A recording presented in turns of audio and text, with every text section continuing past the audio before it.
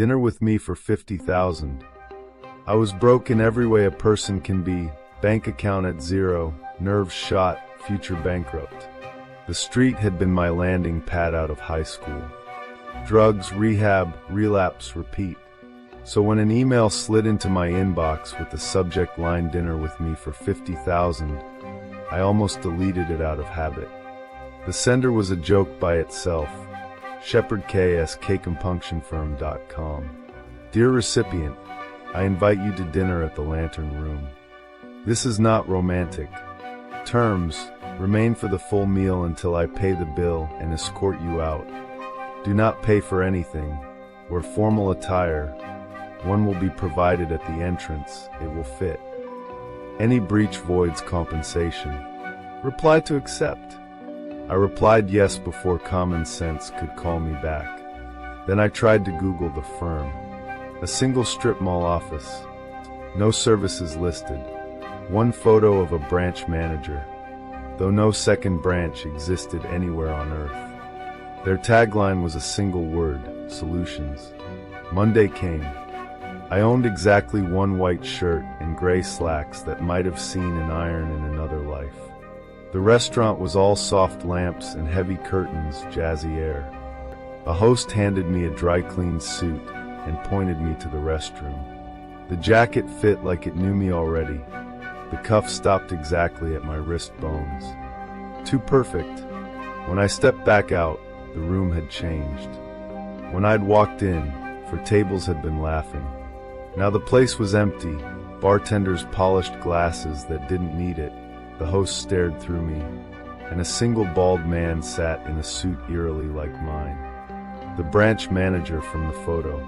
He stood just enough to offer a hand. His skin was ice cold. His nose was a thin blade with no visible nostrils. His eyes were soft and downturned. "Thank you for coming," he said. "It's good to see you at last."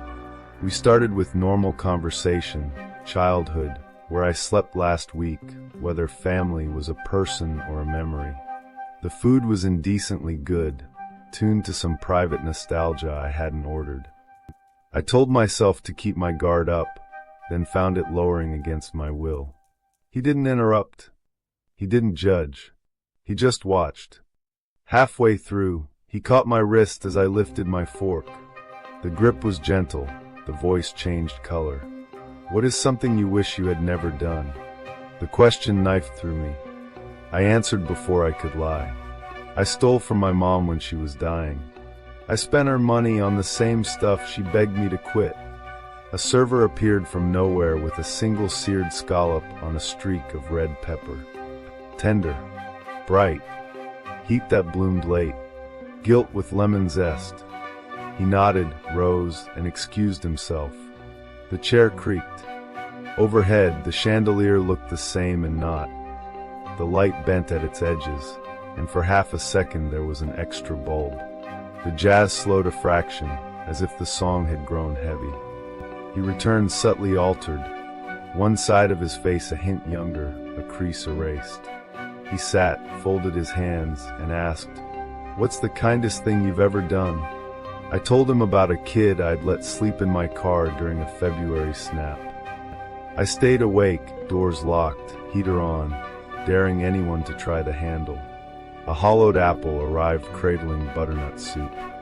Sweetness carried by sage oil, steam catching in my face like breath on a window. Shelter, toasted and ladled. Again he listened. Again he rose. The wallpaper behind the bar was starting to pucker, like heat pressing through paint. The frames on the walls tilted a few degrees off true. The bartender wiped the same spot in tight circles, not cleaning anything. The staff all wore versions of Shepard's face, family resemblance blurred by photocopies. He sat with a tug in his jaw, like the left side was running late. "What's the worst lie you've ever told?" "I told a cop my friend was already dead when I found him," I said. "He was breathing when I walked in. I froze. I didn't want to be him, so I let him be him until he wasn't." A translucent dumpling arrived. The skin burst under my chopsticks. A smoky broth scalded my tongue. Gentle wrapper gone in an instant. Only heat remained. He stood slower this time. The floor under his chair bowed outward as if weight remembered the place he'd been. The air itself seemed to crease. When he came back, his symmetry had resigned. One eye shone wet and young. The other was a hollow of shadow. He studied me like a tailor studying a seam they're about to pick. What memory do you miss the most? Lake Michigan, I said. Jumping off docks with friends, pretending there were sea monsters, eating wet sandwiches, not owing anybody anything. He teared up on the bright side. The darker side didn't move. He rose again. The room degraded while he was gone. The curtains thickened into smoke and then weren't there. A picture frame let go and clapped the floor. The paper near the entrance peeled in thin tongues. The jazz existed now as a single note that didn't end. A fly orbited my wine and never landed, as if gravity had been redacted. When he returned, he didn't sit. He loomed, mouth parted without breath. He watched me until I felt measured. "Would you like dessert?" "I need the bathroom," I said. He nodded. "Take your time." The mirror in the restroom was too clean. When I leaned toward it, I saw Shepard waiting in the reflection, not in the room, stretched taller, suit rippling like water at night, both eyes twitching in different tempos. I didn't scream. I walked back out because that's what my body decided to do. The dining room was nearly gone. Tables melted into polished spirals of wood and linen. The floor shivered like stone learning to be liquid. The bartenders had been replaced by the idea of bartenders. "You've done well," Shepard said, center of the ruin serene. "Repentance is never easy. The hardest part is accepting you are no longer part of the world you knew." My knees trembled. Running seemed quaint. The air was a hallway. "What do you mean?" I asked.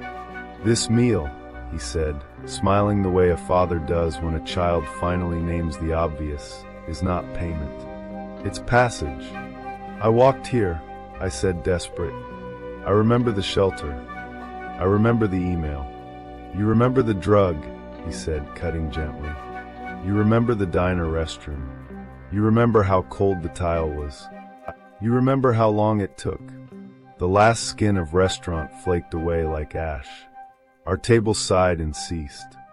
Something below us exhaled steam through new seams in the floor. He offered his hand. The suit he wore shimmered with colors I don't have language for. Patterns slid under the threads like faces passing under ice. "You were honest," he said. "That's all we ask." Tears were on my face without my permission. "What happens now?" Behind him, where walls had been, a corridor unrolled, a perspective that refused to settle. Doors lined it at human intervals and not. Some glowed warm like kitchen windows at 2 a.m. Some were dim and heavy. Some were open only enough to prove there was more. "Now," he said, "you choose." "Choose what?" He tilted his head, the kinder eye catching a light source that no longer existed. "Where you go next. What you keep. What you leave." I looked back by instinct, expecting a city street and a walk home. There was only a smear of cold tile and the bottom edge of a stall door shut. For a moment I smelled disinfectant and burnt coffee and the metallic tang of a quarter in a payphone slot. Then even that was gone. Shepard's hand stayed out, steady. "I took it." The corridor breathed. One door pulsed warm, another hummed like a throat clearing. A third was painted the exact color of Lake Michigan in August when you jump and the sun catches you mid-air, and you are no one's debt for 4 whole seconds. I stood there as long as time allowed, which is to say a heartbeat, and then I stepped. Here's another story to drift off to. I cut down the tree my dad worshipped for 15 years. I don't think it was a tree. I can't tell my mom. She's a wreck with a brave face stapled on. I can't tell my dad because what's left of him just drifts from window to window, staring at the empty circle in the yard like it might answer back. So I'm telling you, 15 years ago, my father brought home a paper bag with reverence, the way you carry a newborn or a bomb. Inside was a seed the size of a pigeon egg, coal black, heavy for its size, etched with faint spiral grooves that made your eyes feel like they were turning with them. "Street vendor downtown," he said, grinning in a way I'd only seen when the Cubs made the playoffs. "Said it'll be a king in our yard. Said its shadow will guard the house." My dad is a logical man who gets poetic about soil. Gardening was the one place he allowed magic. We went out to the middle of the lawn and planted the thing together. It is one of my last clean memories of him. Of us. The tree grew like it was trying to prove a point. Year 1, past my shoulders. Year 2, past the roofline. The bark came in smooth and nearly black. The leaves were a deep waxy green that drank light instead of reflecting it. My father fenced its base with a low ring of cedar slats, not to protect it, but to mark the boundary, the way you rope off a shrine. No one watered it but him. No one touched it but him. When he pruned, he did it like a barber, apologizing under his breath. We humored him. He deserved a thing that was his. Then the yard began to thin. My mom's roses, her tomatoes, the little tongue-out flowers she coaxed to life every spring. Anything that sat under that shadow for more than an afternoon went dull and limp and then gray, like old newspaper, and crumbled under your fingers. The soil under the tree set up like poured concrete. Birds stopped coming. Even squirrels gave us up. Our golden retriever, who had once made it his life's work to harvest tennis balls from every thorny border, planted himself at the back door and refused. Tail tucked so tight it quivered, eyes glassy. If you clipped his leash and tried to coax him, he would spread himself on the kitchen tile like a spilled drink and shake. My father, meanwhile, bloomed and then withered. He quit his job to be home for it. He took his meals later and later, smaller and smaller, until it seemed like he was only pretending to remember how forks worked. He built himself a bench in the thickest part of the shade and moved into it. Sometimes from the kitchen window you would catch him turn slightly to the trunk, head cocked, lips moving, listening, answering. The sight of it made something in your stomach crawl upward toward your throat. "Come sit," he'd call if he caught you looking. It's so peaceful in the shadow. Standing on the lawn's bright edge felt like putting your toes to the lip of a black lake at midnight. There was cold in it that had nothing to do with air. It was a weight, a hunger. I do not use that word lightly. It felt like the shadow wanted you. The last month, he stopped coming in except to sleep for a few hours in his chair. He was wax pale, eyes sunk, but there was a glow in them, serene and vacant, that frightened me more than rage ever had. He wasn't being dragged under. He had gone willingly into whatever dark water was pooling there. So I decided to pull him out. I decided to cut the lake. I waited for the house to sleep. Mom upstairs, exhausted. Dad drifted in from the yard at 1:12 a.m., like always, and folded into the armchair like a deflated balloon. His mouth sagged open. No snoring. Just a slow, wet breath, and then the brittle silence of a dying battery. I took the splitting maul from the garage. The backyard was rinsed in full moonlight. The circle under the tree ate it all. The cold when I stepped into the shadow made my teeth ache. The bark under my palm was slick and warm in a way which shouldn't be. I raised the axe. A whisper grazed my ear from behind, where there was only open yard and fence and sleeping houses. Don't. It was a voice you couldn't place, age stacked like rings in it, male and female laid over each other, wind and throat at once. I told myself it was fear. It was blood in the ear from a heartbeat too fast. It was the sound old trees make. I swung. The head of the axe didn't ring on wood. It sank.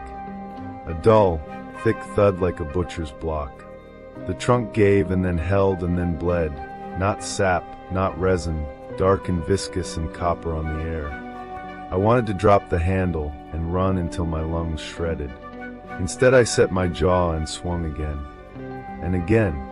Black spray spotted my shoes. The shadow pressed in tighter, each breath colder than the last, like the air had depth and I was sinking. The tree shuddered under my hands. There was a sound from deep in it, like something moaning through a long pipe underground. I widened the wound. I widened it until the bark split with a scream that lifted the hair on my arms. The trunk leaned. For one wrong second it felt like it was deciding.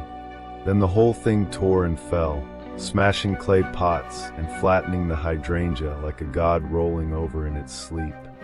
Silence spilled out of the wound and into the yard. The moonlight slid in like a floodlight. I shouldn't have looked. By the beam of my flashlight, the heart of the trunk was not rings and cambium and pith. It was muscle. It was pale ropes of sinew. It was fat, yellow-white and marbled. And in the exact center, integrated into it the way a pearl grows around grit, was the cross-section of a human torso. You could see the neat oval of rib cut in half, the curve of a spine, the thick spaghetti of preserved tissue. I had cleaved something's chest as neatly as if a surgeon had measured for me. The blood was still spilling. I could hear it patter in the dirt. I don't remember how long my brain blue screened. The next thing I remember is my father's voice from behind me, the first time I had heard it without that float in months. Burn it. He was standing on the patio in pajama pants and bare feet, looking 20 years older than when he'd gone to sleep. His gaze did not touch me. It was fixed on the stump with a grief so raw it looked like it had torn a seam in his face. "Dad," I said because I didn't know what else to say. "Burn it," he repeated. "All of it." We moved like pallbearers through someone else's nightmare. We hacked branches, dragged limbs, stacked the impossible wood meat into a black pyramid in the middle of the yard. Neither of us spoke. The look on his face kept me from asking anything. He would not look at the cut. We doused it in gasoline. He lit it. The fire went up too fast, like the whole pile had been waiting for the permission to become smoke. It smelled like a cookout for one obscene beat, and then like hair caught in a curling iron, and then like nothing I've language for, something metal and mineral and sweet, like pennies dissolved in antifreeze. Black grease ran out of the wood and pooled at the base and hissed where it touched the flames. We stood vigil until morning, feeding the blaze until there was nothing left to feed it. The stump blackened and collapsed in on itself with a sigh. When the sun finally climbed over the fence, the only thing left was a scorched circle and ash like gray snow stippling the grass. I walked into the kitchen at 7:08 a.m. covered in soot and something stickier. My mother had made coffee and not asked questions because she knew if she asked, she would get answers. My father sat at the table and cupped his mug, but did not drink. He stared through the window. The shadow was gone. The yard looked smaller without it. The dog put his head on my knee and whined once, high in his throat, and then wagged like he wanted to believe it was over. I thought I had saved him. It's been a week and the house is louder with silence than it ever was with his muttering. He eats what you set down. He showers if you push. He sleeps in his bed, flat on his back, eyes open just a slit, like a kid faking. But his attention is a ghost. He paces. He flinches at the sound of the toaster pop, and then apologizes under his breath to no one for startling. He stands at the back door and braces his hands on the frame, as if the floor of the yard might tilt, and he might slide out of the world. Sometimes, when he passes me in the hall, he stops and looks into my face so long I feel it in my molars, like he's searching for something behind my eyes. I cannot bring myself to ask what. He hasn't said a word since burn it. On the third night I woke to a smell like wet stone and meat and found him in the dark at the edge of the lawn, not stepping into the circle but crowding it, toes on char, hands bald white. When I turned on the porch light he turned, slow as a deer, and his mouth opened like he would speak. Then he shut it and went inside. There are other things. The dog, who finally stepped over the threshold when the tree was ash, walks the radius of the old fence twice a day, nose down, tail stiff, then retreats to the kitchen and sleeps with his face to the wall. The grass won't take in the circle. The soil under the ash stays slick and refuses a shovel. We try to rake it flat. The tines scraped something that gave like cartilage.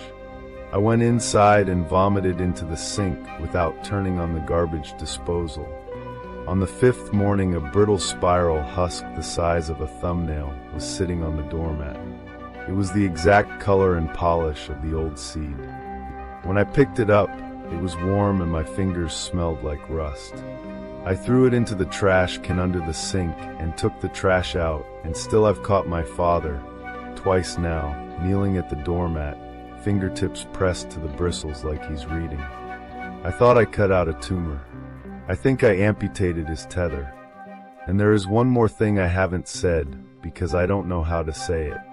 When the axe first bit, right after the whisper, I felt a pull behind my sternum, like when you're standing on a dock and a boat tied to it starts to drift, and the rope takes the slack out through your hands. Something in me that I did not know was moored went tight. When the tree fell, that something snapped. The sound in my head was very quiet, like a violin string going. There was a second where I felt so light, I thought I would float off the lawn. Then I felt nothing. I haven't felt anything settle since. My father was anchored. I cut the line. If you know what that seed was, what grew here, if you've ever heard of a thing that eats light and offers peace in exchange for the parts of you you do not know how to mourn, tell me what to do.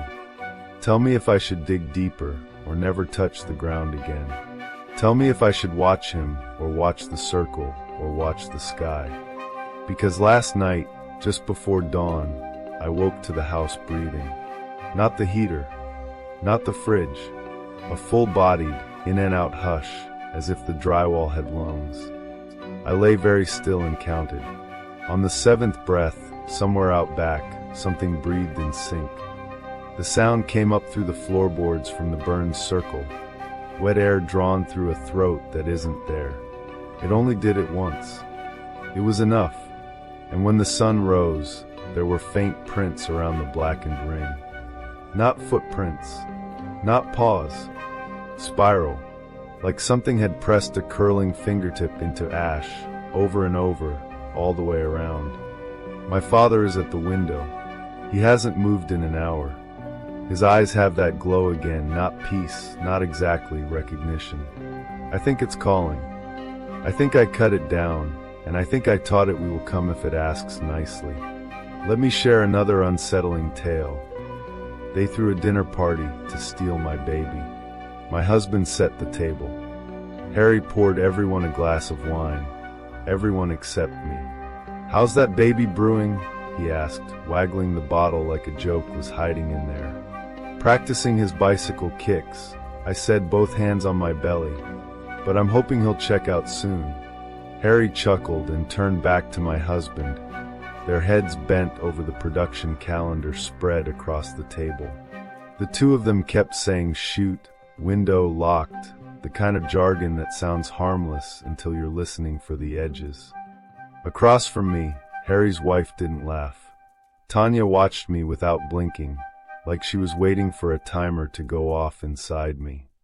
They'd invited us over to celebrate the deal. My husband had landed a writing contract with Harry's company. Only 3 months ago, we were in a studio with 2 months back rent and a mattress that sighed like an old man. Now we were eating on plates heavy enough to be weapons, in a house with a staircase that curved like a swan's neck. I told myself to ignore how Tanya's stare made my skin crawl. If the toll for all this was an awkward dinner, fine. I'd pay. I got up to pee for the third time and splashed cold water on my face. When I reached for the door, someone knocked. "I'm coming out," I called, opening it. Tanya stood there, eyes flicking down the hall, then back to me.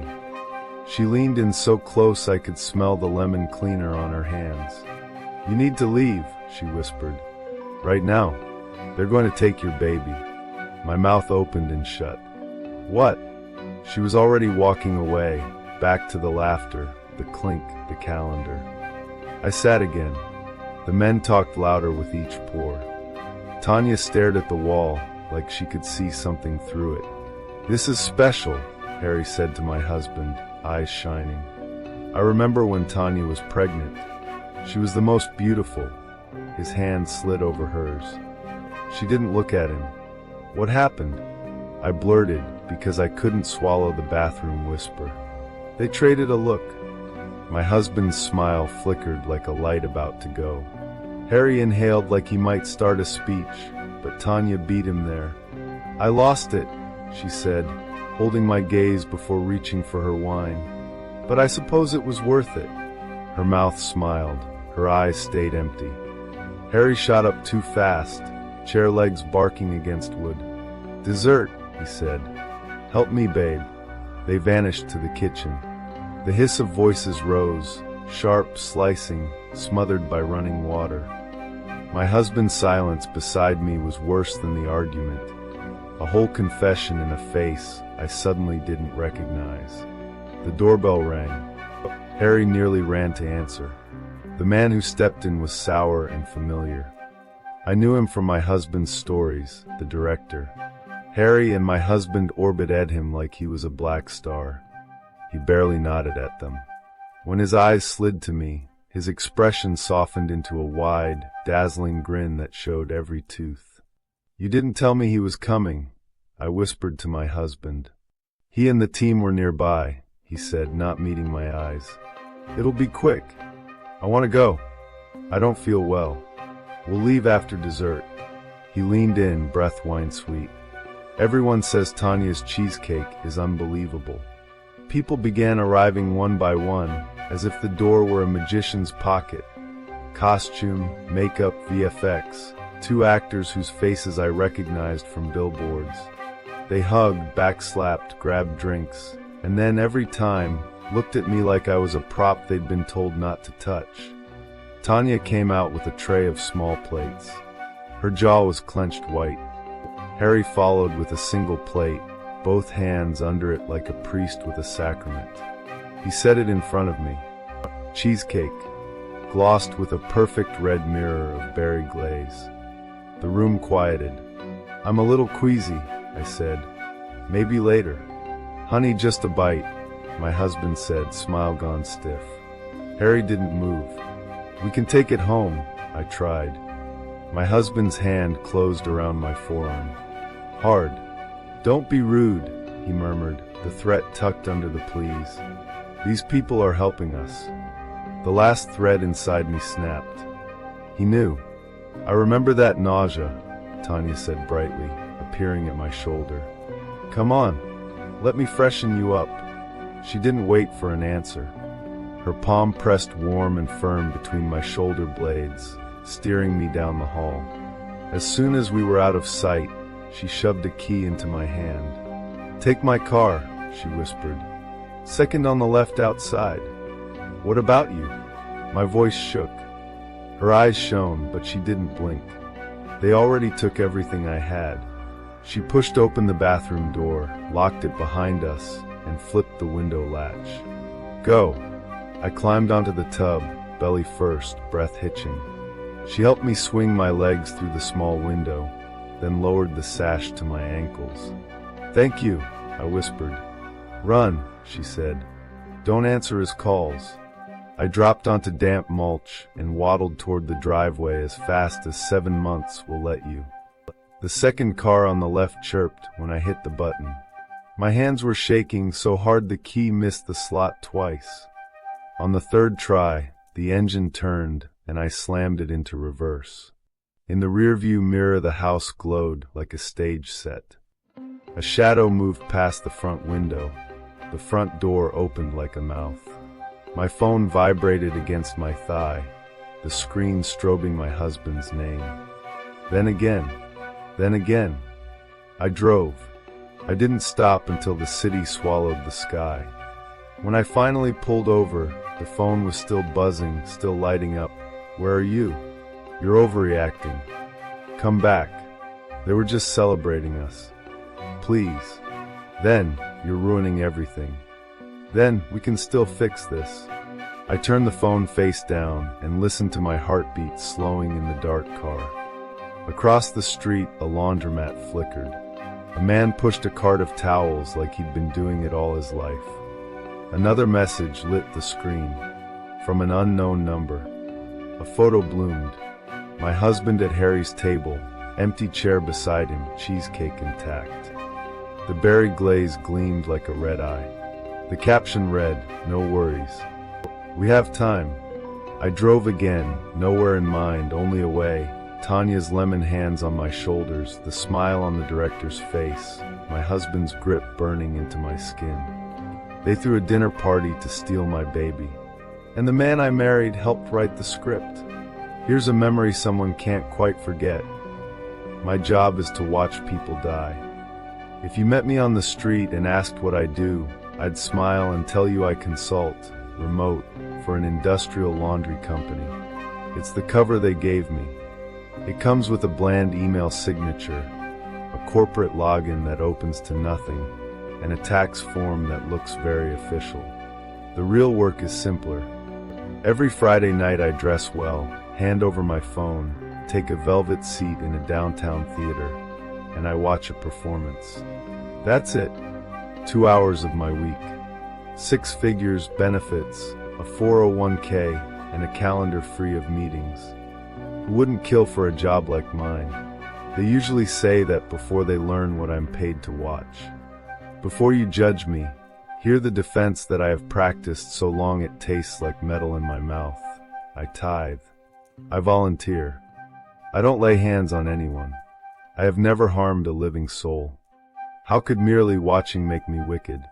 3 years ago, the offer found me when my life was unraveling. The voice on the phone was courteous, clipped. No critical expertise required. Your presence is the service. Bear witness. Every Friday. 2-hour engagement. Everything about it glowed scam red. And yet when I arrived, the theater had been rented outright. A stream of guests in black tie flowed through brass doors, laughing, glittering. I wore my best and still felt threadbare. Staff met us at the entrance, impeccable in all black suits, white comedy masks stretched into permanent glee. They collected every device, ran wands across our bodies, and repeated the rules. No distractions. No diversions. Eyes forward. You are here to bear witness. Alone, I'd have left, but the crowd allowed the rules to drape over them without complaint, and I drifted with them into a room carved out of another century. Gilded boxes, murals of myth, velvet that drank the lamplight. The stage was wrong. No grand drape hid it. Instead, a visible anatomy of levers and cams and mahogany hammers sat exposed, linked to a lattice of tensioned wire threaded into the flies and across the boards. The skeletal back of a piano scaled to a stage, or the rib cage of a machine that had learned how to breathe. That night's bill, a chamber orchestra, 30, maybe 35, young faces, nervy smiles. Mostly strings, a single each of the winds, a few brass, a whisper of percussion. The conductor wore a comedy mask like the staff. The conductor always does. Here is the graceful lie of the first minutes. It feels like a normal night. If you let it, the music lifts you. If the performers are blissfully unaware of what this room does, so much the better, for everyone. They began something light and pleasant. A barcarolle, a bit of Mozart. To untrained ears, mine, it was lovely. Then the question arrived, first as a tap on the back of the mind, then a steady knock. Time. Where was the intermission? No phones, no windows. The clock on the proscenium was ornamental. The world outside was on pause. The audience shifted. The orchestra exchanged glances. The conductor did not. Bow arms stuttered. A clarinetist mouthed, "I need water." 2 violinists whispered to each other behind their stands. The stage answered first. "Continue performing." The word wasn't spoken so much as forced through the machine. The web of wire thrummed, the hammers cocked, the entire armature bristled as though some predator had twitched in its sleep. The voice was metal on metal, and it shook dust from the chandeliers. They continued. It was maybe a half hour later. Even now, time refuses to hold still in memory, when a violin string snapped. A small sound, FRR-ting. The player yelped and reared back, clutching her eye.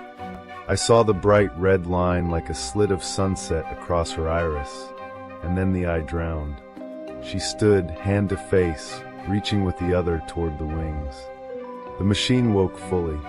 In a motion so fast it felt like a cut between film frames. Two long wires flashed at her like garrotes. There was no struggle, no sawing, just a suggestion of pressure. For a heartbeat she seemed unchanged. And then she came apart, her head separated with cubic foot neatness. The hand covering her eye dropped. The opposite hand lost its fingertips across a line drawn too high. Everything clattered wetly on the stage. The body folded after it. If there was any grace to it, it belonged to physics, not mercy. The machine settled. Continue performing. Several bolted on instinct. None made it 2 steps. The wires sliced their attempts into red brushstrokes. The remainder played, stiff, keening a parody of music. Their fingers trembled. The trumpeters' lips bled. The bassists traded looks across their instruments like prison bars. They discovered they were permitted to speak. Begging bloomed first. Please help, make it stop. Then bargaining, money, parents with connections, threats of lawsuits. And when none of that moved the masks in the aisles, their words turned outward. "You're monsters," someone sobbed, snot stringing from her nose to her chin as she bowed mechanically. "You're watching us die." One violinist in the second row chose a sharper blade. She did not curse us. She gave us her life. "My name is Vera Hayes," she said, right hand still making time, left arm sliding flawless shifts. "That's my husband there, Ben, on percussion. We have a daughter, Lucy. She's 8. She wants a horse. We were saving for lessons. I promised. I wanted to block my ears. The rules kept my hands on the armrests. I hated her in that moment with a purity that terrified me. Not because she'd wronged me, but because her words made her human again. And being human, she made me accountable. If she could be a person, then I had to be something worse than a seat. A gunshot cracked from the upper gallery. The staff on the balconies wore tragedy masks. Comedy commands, tragedy enforces. I didn't look. Looking away is what gets you killed. Somewhere behind me, someone's head had opened like a peeled fruit. Hours passed, or 2 more minutes. It's all the same inside the room. The machine's geometry defied counting. Its wires were everywhere and nowhere, stropped to appetite. The floor took blood the way bread takes oil. Hands split. Lips split. A horn player's breath turned to shreds, then to whistling, then to silence when the lower half of her face separated from the upper and fell like a dropped mask. "I can't," she whispered into the stump of her own throat, and the wire answered. A second gunshot. No one allowed to blink. They died in clusters. Someone missed an entry. Someone's hand cramped. Bodies hit the boards, were drunk by the wood. The theater stank, urine, feces, adrenaline, because terror is a solvent and we were dissolving inside it. Vera and her husband lasted. They talked to each other across the crush of hours, language serving as a lifeline you throw to a drowning spouse. "When we're out of here," he said, knuckles white on sticks slick with his own blood, Martha's Vineyard. "We'll do it. I'm done buying stupid toys. Lucy will live in the water." "She'll be bored," Vera said softly, and her bow hand did not falter. "It's all old people. But seashells. She'll love the shells. She'll put one on her little shelf with her trophies. It was less conversation than incantation, a fragile charm against a room that metabolized people. Ben's gash on his palm pumped out his strength. His eyes lost their focus. His body kept the beat long after his mind checked out. A stick flew. Blood fanned it. For a half-second he stared at his empty hand as if it were a punchline. Then he ran. He surged toward the seats, toward us, toward me. Our eyes met, blue punched wide with rage, and he screamed, "Why are you watching this?"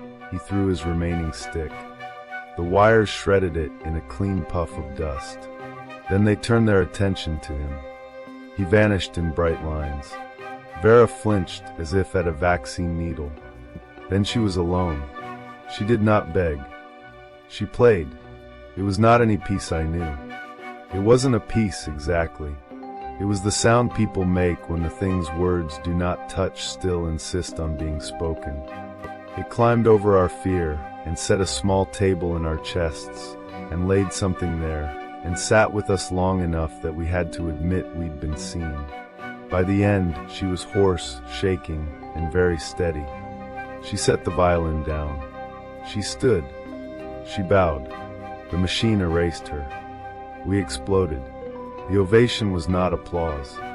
It was a riot the body performs when you've been held in a vice for a day and the handle finally lets go. We shouted, sobbed through programs, slammed the seats, hugged strangers with our eyes squeezed shut as if we could squeeze the image from our heads. It went on forever, or it went on 2 minutes. We filed out in a procession of the newly dead. Staff thanked us for attending. We hope you enjoyed the show. They dragged the slack from the rows where the gunshots had bloomed. Outside, wet pavement, car horns, neon. I checked the clock. 2 hours had passed. Exactly 2. I called the police. The dispatcher laughed. Of course she did. The rules don't need NDAs when time itself conspires. I swore I would never go back. Then the mortgage came due. Kids need shoes. Work dried up. Resolve is a wicker fence in a brush fire. I lasted a year. The second time was easier. So was the third. The performance changes. The machine does not. Shakespeare ballet, an opera where the soprano hit a high note for 22 minutes or died. A puppet show where the strings lifted myself and the rest of the audience to our feet when a wooden boy refused his cue. Always the stage like a hive of tension and hunger. Always a voice if anyone tried to stop. Always a precision you could come to admire if you let yourself rot a little. I recite my creed and sleep some nights. We watch people die all the time. We watch live-streamed war and police footage and footage that leaks because someone set their phone down and didn't mean to. We scroll past earthquake rubble and famines our foreign policy helped create. Sometimes we click. Sometimes we don't. Is looking away more moral or merely more convenient? And isn't it worse to die in the dark with no eyes to see, no mouths to say your name after, no one to carry you forward even as a stain on their conscience? After all, someone has to bear witness. As you settle in, listen to what happened next. How I met Malou. I was the problem child, and everyone knew it, even when they joked. I arrived defective, bronchiolitis, infections, skin that blistered if laundry softener so much as looked at it. Bronchiolitis became asthma. Infections became allergies. Sensitivity bloomed into eczema. Add migraines, car sickness, and terrible eyesight, and you've got me at 8, fragile in a house that was otherwise tough and sunburnt and loud. We lived outside Toulouse, past Gaillac and Albi, where a narrow road punches through sparse woods and spills into hills quilted with vines. My father grew up on our vineyard and fully expected all of us, 3 older brothers, 2 younger sisters, to grow into it too. Tradition, he liked to say, means learning to work modern machines and write modern checks. I wanted to help. Mostly I couldn't. Lifting crates left me wheezing. Screens gave me headaches. Nickel snaps blistered my skin. And worst of all, I was allergic to fur. The ban on dogs and cats didn't just punish my siblings. It branded me as the reason for why we couldn't have nice things. One night my brother Maurice snapped. "Every day," he shouted, slamming his fork down while I coughed at something in the soup. "Every day there's a new drama. Why do we even bother keeping him alive?" My mother scolded him, of course. He stormed upstairs anyway, bellowing, "I'd rather have a dog than you." The ugly part? He wasn't wrong, not really. He just said the quiet part out loud. That night, I took an allergy pill and walked into the woods to fix it. To find a dog. Ridiculous, I know. The pill made my legs heavy. I wandered until the trees went from gray to black and the frogs started up, and I realized how stupid the plan had been. Then I heard a small splash. Kneeling in mud, I touched something that wasn't frog. Black as coal. The size of my thumb. A ridge along its spine.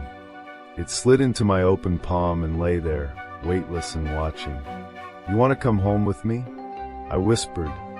It didn't leave. That mattered. I put it in a jar with rainwater and left the lid off in case it changed its mind. I hid the jar behind a leaf pile. My parents were furious I'd gone missing. Maurice got yelled at too, which didn't help. I lay awake picturing my new friend. A tuxedo frog? A baby eel in punk eyeliner? In the morning I found not a frog, not exactly. Trout head, serpentine body, dark tendrils frilling from its gills. When I topped off the jar, it twirled in frantic delight, and then steadied itself to stare up at me with expressionless, polished stone eyes. "I'll call you Malou," I said. "We'll be best friends." He didn't argue. I fed him grapes, ants, filched scraps of meat. When I cleaned his jar a few days later, a smell punched me in the sinuses and set my lungs clawing. Whatever he left in the water lit my allergies on fire, but everyone else loved it. My father came home as I fled the kitchen, wheezing. He found the dirty jar, sniffed, touched his tongue to the rim. Then he tipped it back and finished it in 6 gulps. Malou grew. The jar became a glass fermenter with a tap. I buried it at the edge of the woods where the moss was soft and left a window of glass above ground so he could watch. He tapped the glass when he wanted something new. He tapped when he liked the newspaper pictures I licked and stuck to his world, smiling people most of all. When I asked if he knew he was Malou, he tapped. When I asked if he liked me, he tilted his head and, after a long, dreadful pause, tapped. I started bottling his discarded water for my family, to keep the truth safely disguised. I strained it through wildflowers, sweetened with honey and fennel, and labeled the bottles Malou, so I could say the name out loud without fear. I couldn't drink the stuff, it burned me. But my family adored it. For once, the smiles around the table were also for me. It changed everything. My father brought me honey and cherries and spent evenings helping me invent. He carried a bottle to the field hands. "Tell me my son didn't make the best thing you've ever tasted." Claude, the oldest worker, took a swig and laughed like spring. The bottle passed from calloused hand to calloused hand. Each face softened the same way, as if a mother had just cupped their cheeks. I was lifted and hugged and congratulated. Someone said, "It melts me." Someone else said, "Softer than air." For months afterward, they asked my opinion. I'd never felt so welcomed. And then my father had an idea. Use a little of my water to cut the wine, just enough to change the way it felt. When he finally tasted that first test bottle, he went white and then grinned like he'd won the lottery. "It feels," he said, "like a mother's kiss." Maurice seethed. He roamed the fields and the kitchen trying to replicate my recipe, refusing to be beaten by, as he put it, a boy who could die from fabric softener. He followed me to the hill one day, found the moss, and threw a rock. It pinged off glass. He pushed me aside and unscrewed the lid. I threatened him, bottle raised like a club, something I'd never done. He didn't back down. He knocked me to the ground and beat me until my lips split. From the corner of my eye I saw a black head rise above the rim of the fermenter, mouth opening in a silent, perfect O. Malou shivered. Maurice dropped, convulsing, back arched, fingers clawing, eyes going black shot through with oil-slick sheen. Foam bubbled at his mouth, foam that smelled like wildflowers and honey and something deeper, mineral and green. "Are you all right, friend?" he asked. It was Maurice's mouth. It wasn't his voice. "Are you doing that?" I breathed to the fermenter. "He will not hurt you," Maurice said in that borrowed, underwater rumble. "I will make sure." "How?" "I go swim." His borrowed eyes turned toward the jar. "Far." Malou eased back into the water. Maurice blinked, retched, and came back into himself with no memory of the seizure, only humiliation. He didn't bother me again. I made a deal with my father. I'd help with the wine on one condition: no one touches the dilution tank. He agreed. We set the tank up mid-July, a steel trough the size of a small pool. I slid Malou in. He surfaced, tapped the wall. He was bigger than my leg now, dark and sleek and eager. On impulse, I climbed in with a beach ball. We played, passing it back and forth while our laughter boomed inside the hollow metal. It was the last childlike thing we ever did. From there, everything accelerated. Our trial wine, tentatively labeled Ami de Malou, vanished the instant a sommelier in Marseille tasted it. Workers who drank the water developed a faraway look. Sometimes their eyes went dark, like wet slate. Sometimes they'd pause mid-task and run their hands over the bark of a tree as if it were velvet, or bury their faces in a basket of grapes until juice ran down their chins. I saw my father and mother come home with those dark eyes once, kissing in the hallway with a hungry, clumsy intensity that felt wrong. Then minutes later, they were themselves again. It wasn't constant. It was enough. On my 10th birthday, I came downstairs to find my family seated in a circle, smiling like wolves that had practiced being people. "Happy birthday," they said in one voice. My father stood, knife in hand. He smashed his palm on a plate, missed the cake entirely, then leaned with his full weight and sliced off the tip of his own finger. He didn't notice.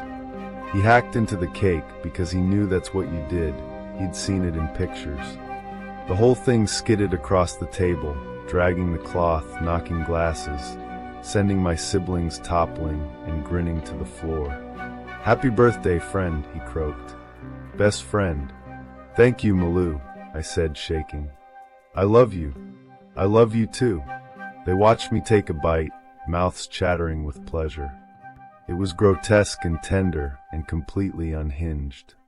By late summer, the dark-eyed were everywhere. A bus driver smelling bouquets at a red light. A cluster of fishermen at the harbor swaying in place, whispering nonsense. Barrels arriving from far afield with familiar logos. The dilution tank gave off a perfume that burned my lungs and drew everyone else like bees. One night I lifted the tank lid. Malou uncoiled from the bottom like a serpent. He was 12 feet long at least. New, smaller black things clustered around him, tiny nail-length versions peeled from barrels. He rose and pressed the cold glass of his fong against my forehead in the softest kiss. "You're hurting me," I whispered. He sank. He understood. He always did. Everything broke in September. I woke to shouts and torches. Men chained the tank and dragged it into the yard, crushing rows of vines. My siblings gargled and capered in the dark. My mother stared at the moon and wept. Claude ran his fingers through a torch, grinning as hair curled. My father and mother emerged from the storeroom, carrying a man between them. He came awake on their shoulders, wild-eyed. "Let me go. Who are you people?" They answered by applauding. They hauled him up the ladder. He saw inside the tank and his voice changed, raw terror, then raw pain. He begged and fought and slipped. He fell. The cheering swallowed him. Something below tugged in several directions at once. The sound of it was wrong. Meat tearing isn't a sound you forget. My youngest sister found my hand and squeezed. "We want to try," she said sweetly. "To taste. To see. You're hurting him." I cried. "Stop. I'm just hurting him," she said. "Not you. Never you." "This hurts me too," I said. "It hurts." That stilled her. For a heartbeat, the tank went quiet. Then she smiled that dead smile again. "I have a solution, friend. Best friend." They swarmed me with love. Hugged me. Stroked my hair. Whispered, "I love you," while a stranger screamed and then stopped screaming in the night filled with the wet sounds of breaking. Morning brought a white car and a man in sunglasses. My father took my hand. "If it hurts, you can't look," he said. "I will take care of you." "What are you doing?" I asked. "Taking care." They put me in the car. They threw Maurice in too. He turned to me with dark eyes and evaluated me like a tool. "I don't like this one," he said. "He goes too." We were stashed in Marseille with cash, video games, and people who came and went, always polite, always careful. We kept expecting to be brave, to be clever, to stage a rescue. We weren't. We didn't. That was years ago. Ami de Malou has a new name now. Try typing it, posts vanish. I'm 22. I've never had a job. I drive a nice car and live in a big apartment, and when people ask, I say the company name, and they gasp and buy the next round. The logos are everywhere now, on fishing boats, on waste trucks, on the new water treatment plant upriver. Sometimes the shower smells like wildflowers. I've gone back once or twice to the hill where I buried a glass jar in the moss. You can't get close anymore. There are fences and barbed wire and an artificial lake where our vines used to stand. At night you can hear water slap metal and something larger moving beneath. Still, I suppose I'm lucky. Wherever I go, someone cares. Someone is listening through a borrowed pair of eyes. If I ever feel alone, I can walk into a crowd and try a simple experiment. "I love you, Malou," I say under my breath. And somewhere, behind sunglasses, behind a smile, someone whispers it back. Let me tell you about another restless night. I can't remember how I met my best friend. Kaylee has been my best friend for as long as I can remember. That isn't a cliché. It's the problem. I literally cannot remember how I met her. No photos before 3rd grade. Not in any class pictures. I remember her in our kitchen, on our couch, at my birthday. But I don't remember ever going to her house. I didn't notice the gaps until a few nights ago, when I finally let the thought land and sit in my lap. How did I meet her? Nothing. Not even a fuzzy edge of a scene. Not blackness, absence. I asked her, "Do you remember how we met?" "What do you mean?" Her smile hiccuped. "You were at a different school." "So where?" "Summer camp," she said. "The Bottle Rockets?" "I went to that after 4th grade." "Church then?" "The one off Main with the steeple." "Which one?" She blinked. "Elm Street?" "My parents took me to St. Paul's on the corner." "Huh." A shrug. "Then I don't know." Isn't that funny? 10 years and we don't remember. It didn't feel funny. It felt like she was cold reading me, throwing out places, hoping I'd build the story for her. That night I couldn't sleep. She was passed out on the futon. I lay staring at the ceiling, the question prying under my ribs. Someone else would know, right? I opened Facebook. We had 21 mutual friends. I started clicking. Every single one of them had met her through me. All the tags on her page were from people I knew first. No family, No coworkers. Not a single photo from a life that wasn't orbiting mine. Privacy settings could explain some of it, sure. But all of it? Why had she always driven to me? Why had I never once driven to her? I scrolled back through my old uploads, digitized childhood photos. There she was. Baby fat, unbleached hair, same chin, same dimples. Proof. Then I called my mom. She's not in the albums, Mom said the next morning, rustling pages in the attic. Honey, you never had a friend named Kaylee. But she's right there online. In the scans. The scans I posted. The scans I posted this year. I shut the laptop, grabbed a Coke, and stepped into the dim common room. Kaylee slept curled on the futon, pale in the microwave's blue light. Music thumped faintly through my roommate Isabel's door. I knocked. Can I come in? There's something off about Kaylee, I whispered. Isabel snorted. Yeah. What? She's weird. I've never said anything because you're cool about Ben being here, but she's here constantly. Homecoming.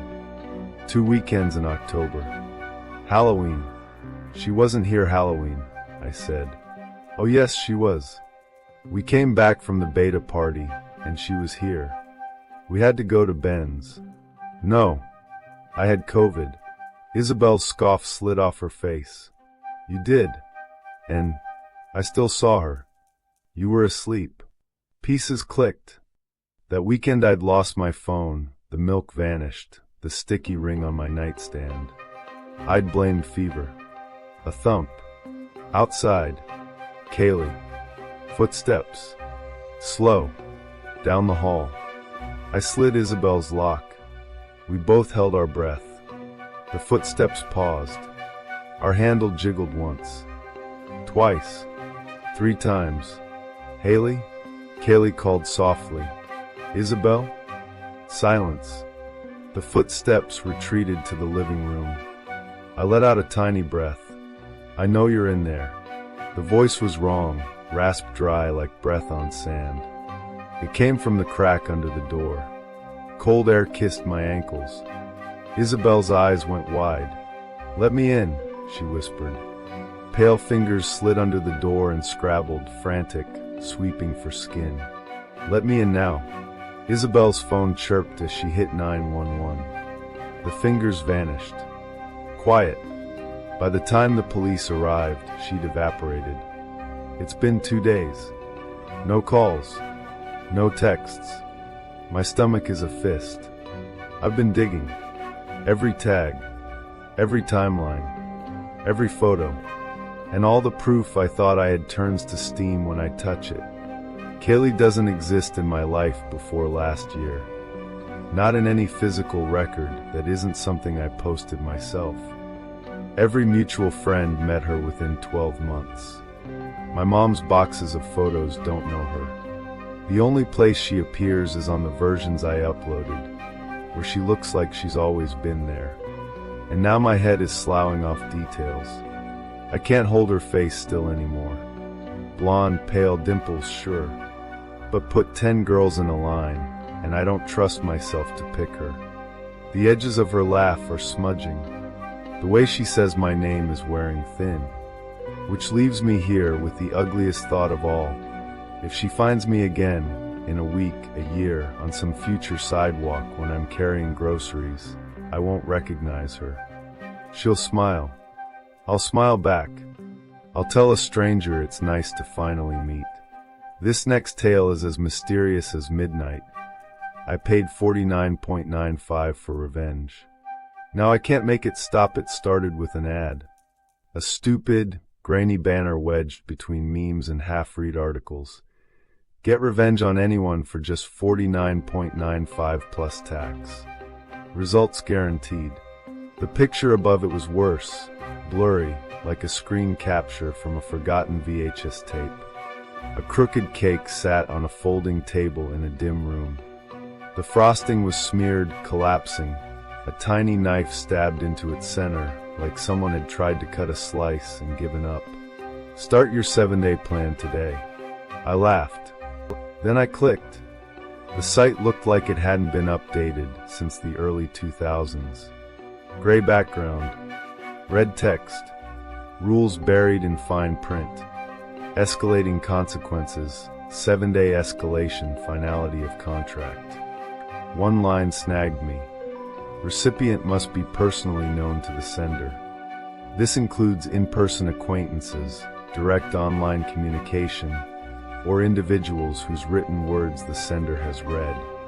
Weird wording, but I was bored, bitter, and when the box for enter name popped up, one name bubbled to the surface before I could stop it. Megan, best friend since high school, more like best tormentor. She'd spent years sharpening jokes at my expense, excluding me from plans, reminding me I was always second best. I almost closed the tab. Then I thought about her last eye roll, her last, "Oh, I just assumed you wouldn't want to come." My fingers typed her name. I hit submit. Nothing happened. No confirmation, no flashy thank you. Just silence. I rolled my eyes and went to bed, convinced I'd been conned. Day 1. Megan fell down the stairs between classes. A broken wrist, a sprained ankle. I overheard her telling people someone had pushed her, except no one was there. I laughed at first. That night, unease settled in my chest. Day 2. Her car swerved off the road. She swore the brakes failed. The mechanic found nothing. Coincidence, I told myself. It had to be. Day 3. She tugged her sleeves up during lecture. Jagged scratches laddered her arms, deep and fresh, like an animal had clawed her in her sleep. She caught my stare. "I don't know what's happening," she whispered. Her voice wasn't dramatic. It was terrified. For the first time, I wanted to say I was sorry. Day 4. Her dorm walls were covered in words. Liar. Thief. Spray painted from floor to ceiling. Her roommate swore the door had been locked from the inside all night. Day 5. She started coughing mid-class, then choking, then vomiting. Teeth. Not hers. Yellowed, splintered, dozens of them spilling across her desk like a child had emptied a jar of nightmares. She screamed. I nearly did too. Day 6. She didn't come to class. I found her rocking in the common room, hair streaked white, eyes darting at things I couldn't see. She smelled of rot, like fruit left in the sun. She didn't speak. I don't think she could. Day 7. They found her in the showers. The water had been running so hot it boiled the skin from her bones. And I couldn't breathe because I knew. This was my fault. When I checked my bank account, the charge was still pending, but now it carried a note. Payment in progress. Please nominate the next recipient. I clicked. The web page appeared. You must nominate someone. If no name is submitted, the cycle will revert to the original sender. My stomach dropped. I slammed the laptop shut. Slept fitfully. Woke with scratches carved into my stomach. Letters. Tick-tock. I caved. Entered a new name. Olivia, Megan's shadow, her fellow tormentor. And the cycle began again. Each victim unraveled the same way. Accidents, wounds, hallucinations. Teeth, hair, bones. By the 7th day, they were gone. And each time, the website demanded another name. I gave it professors who embarrassed me. Strangers who sneered, a barista who mocked my order. Each one died. Each one added weight to my chest. Until the day I had no names left. I tried celebrities, politicians, random strangers. The site rejected them all. Recipient must be personally known to the sender. This includes in-person acquaintances, direct online communication, or individuals whose written words the sender has read. My hands froze. Individuals whose written words the sender has read. That includes you, doesn't it? I've read your words. You've read mine. And now I'm out of names. It's day 6. My reflection whispers things I don't understand. My skin is carved with words I never wrote. I feel something waiting just past the edge of every shadow. Tomorrow, it will come for me. Unless I type in a name. Unless I type in yours. Here's something that happened not so long ago. 2 weeks ago, a family vanished on a hike. I pray they're never found. We never meant to leave the trail. Ace and I aren't bushwhacked through the pines, drink from a stream people. We're granola bars and well-marked loops people. But somewhere in the middle of 100 identical trees, the blazes thinned, our bars died, and the dirt ribbon we'd been following just quit. We were about to backtrack when a bare oval of earth appeared between the trunks. A stone fire ring, crushed cans, and a bright pink backpack half buried in needles. Ace, saint of recycling, clattered cans into a bag. Hey, they called, free snacks. I caught the paper sack. The smell hit first, rot, sweet and wet.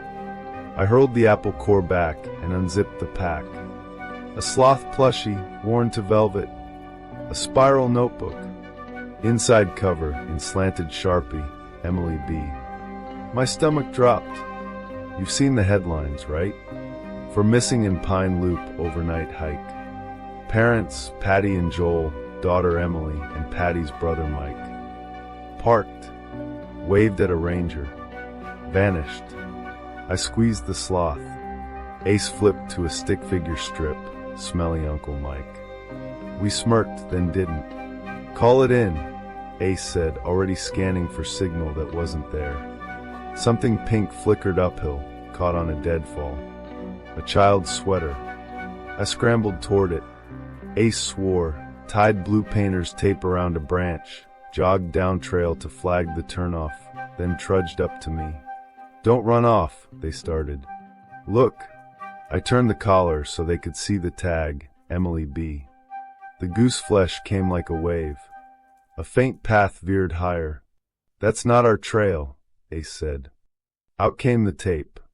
Another blue flag. We're already off map. She's right there. I pointed into the trees. What if this is the way they went? What if she needs? I raised the sloth. This? Ace looked at me, then at the lowering sun turning their hair into a bronze halo and the rest of their face into a scowl. We've been this seesaw our whole lives. I jump, they build the parachute. They shove the tape into my palm. Stupidest thing you've ever done, they said. I'll hike out, call it in, and come back. Mark every tree. If you die out here, I will never forgive you. I won't. I meant I'll try not to. They hugged me hard. For the record, they yelled over a shoulder already flipping me off. You're a moron. I returned the salute and followed the ghost of a path. It climbed easily, too easily, through a hush that grew colder as I went, like I'd hiked into thinner air. I kept my promise, blue tatters and eyeshot of blue tatters. 40 minutes later the slope leveled, and a small clearing opened around a cabin that wasn't on any map. A pink thermos sat on the step, glittered with anime stickers. I picked it up, and a thought dropped through me like ice. If it's not on the map, why didn't the search teams find it? Because maybe it doesn't exist.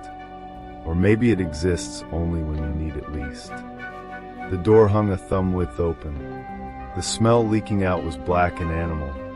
Wet garbage, sewage, meat left to blister.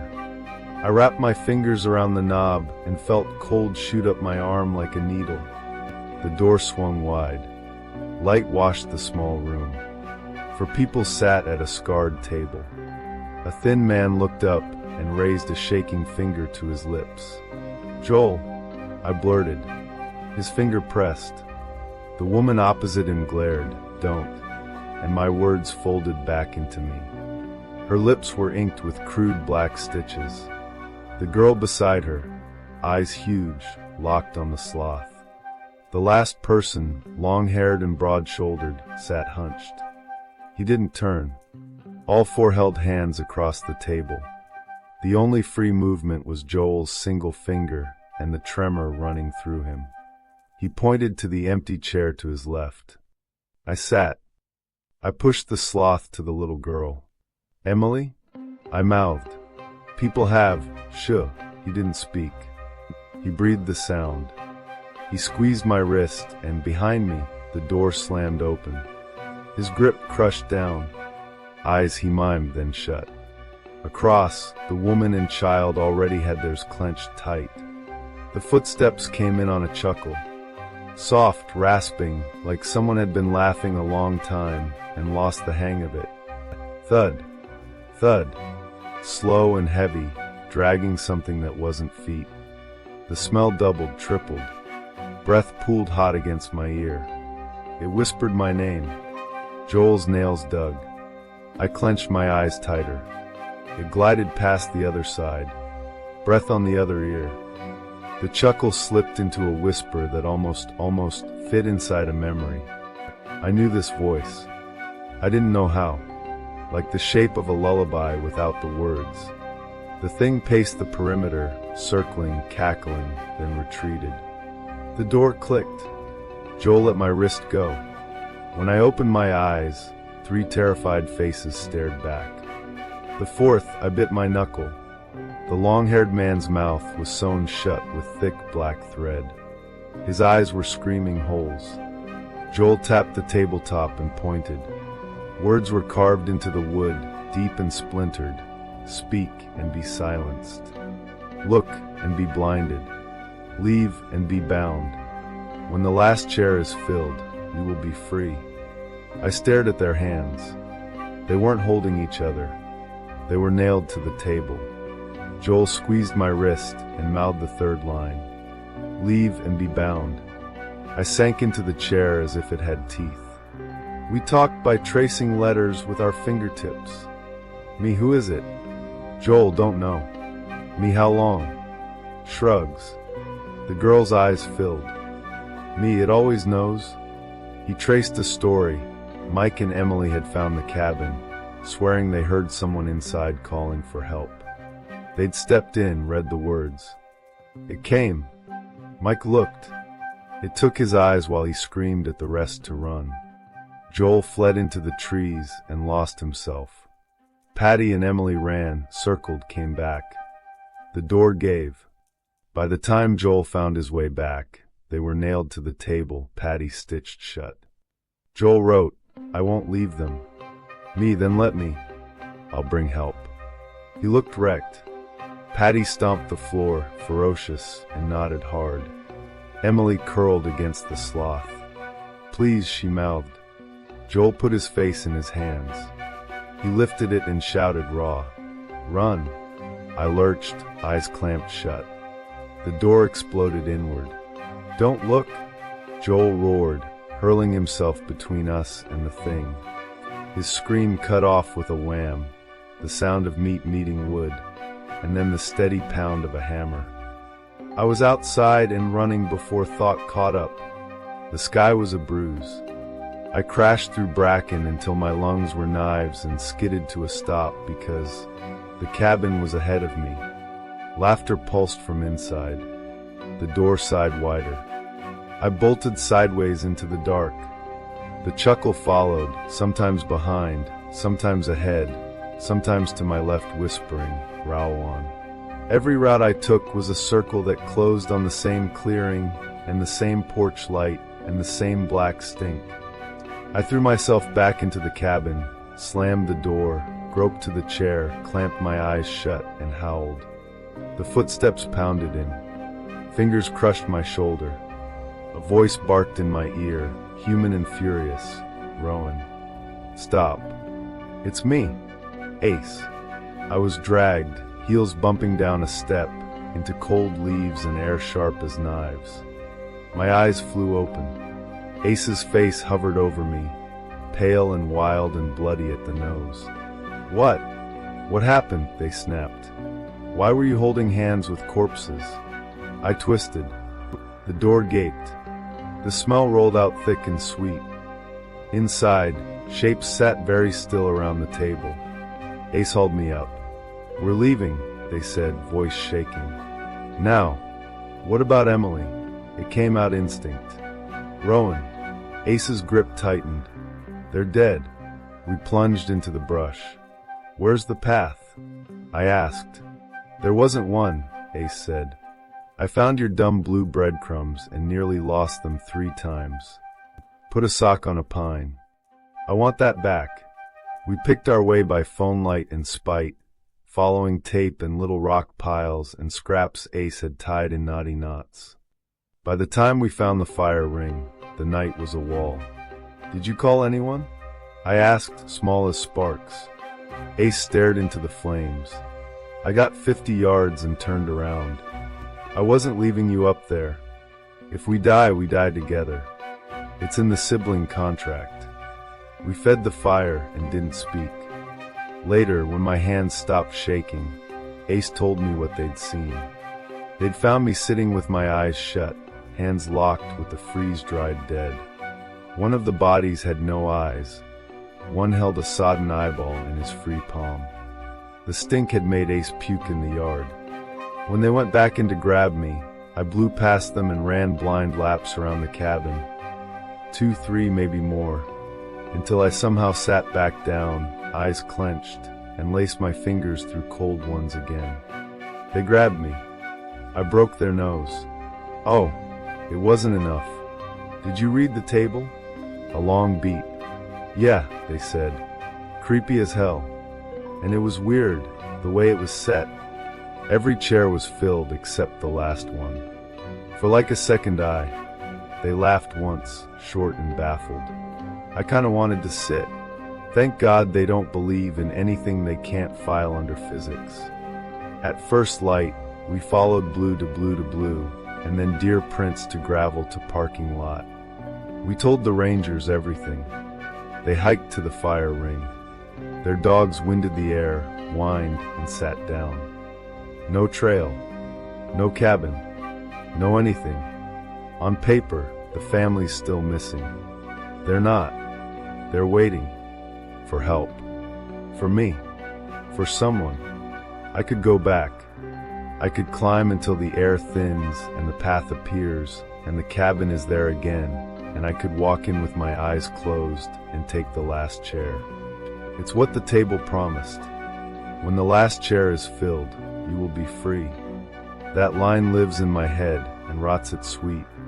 I think I know what it means now. Not free them. Free it. I won't go. But you could.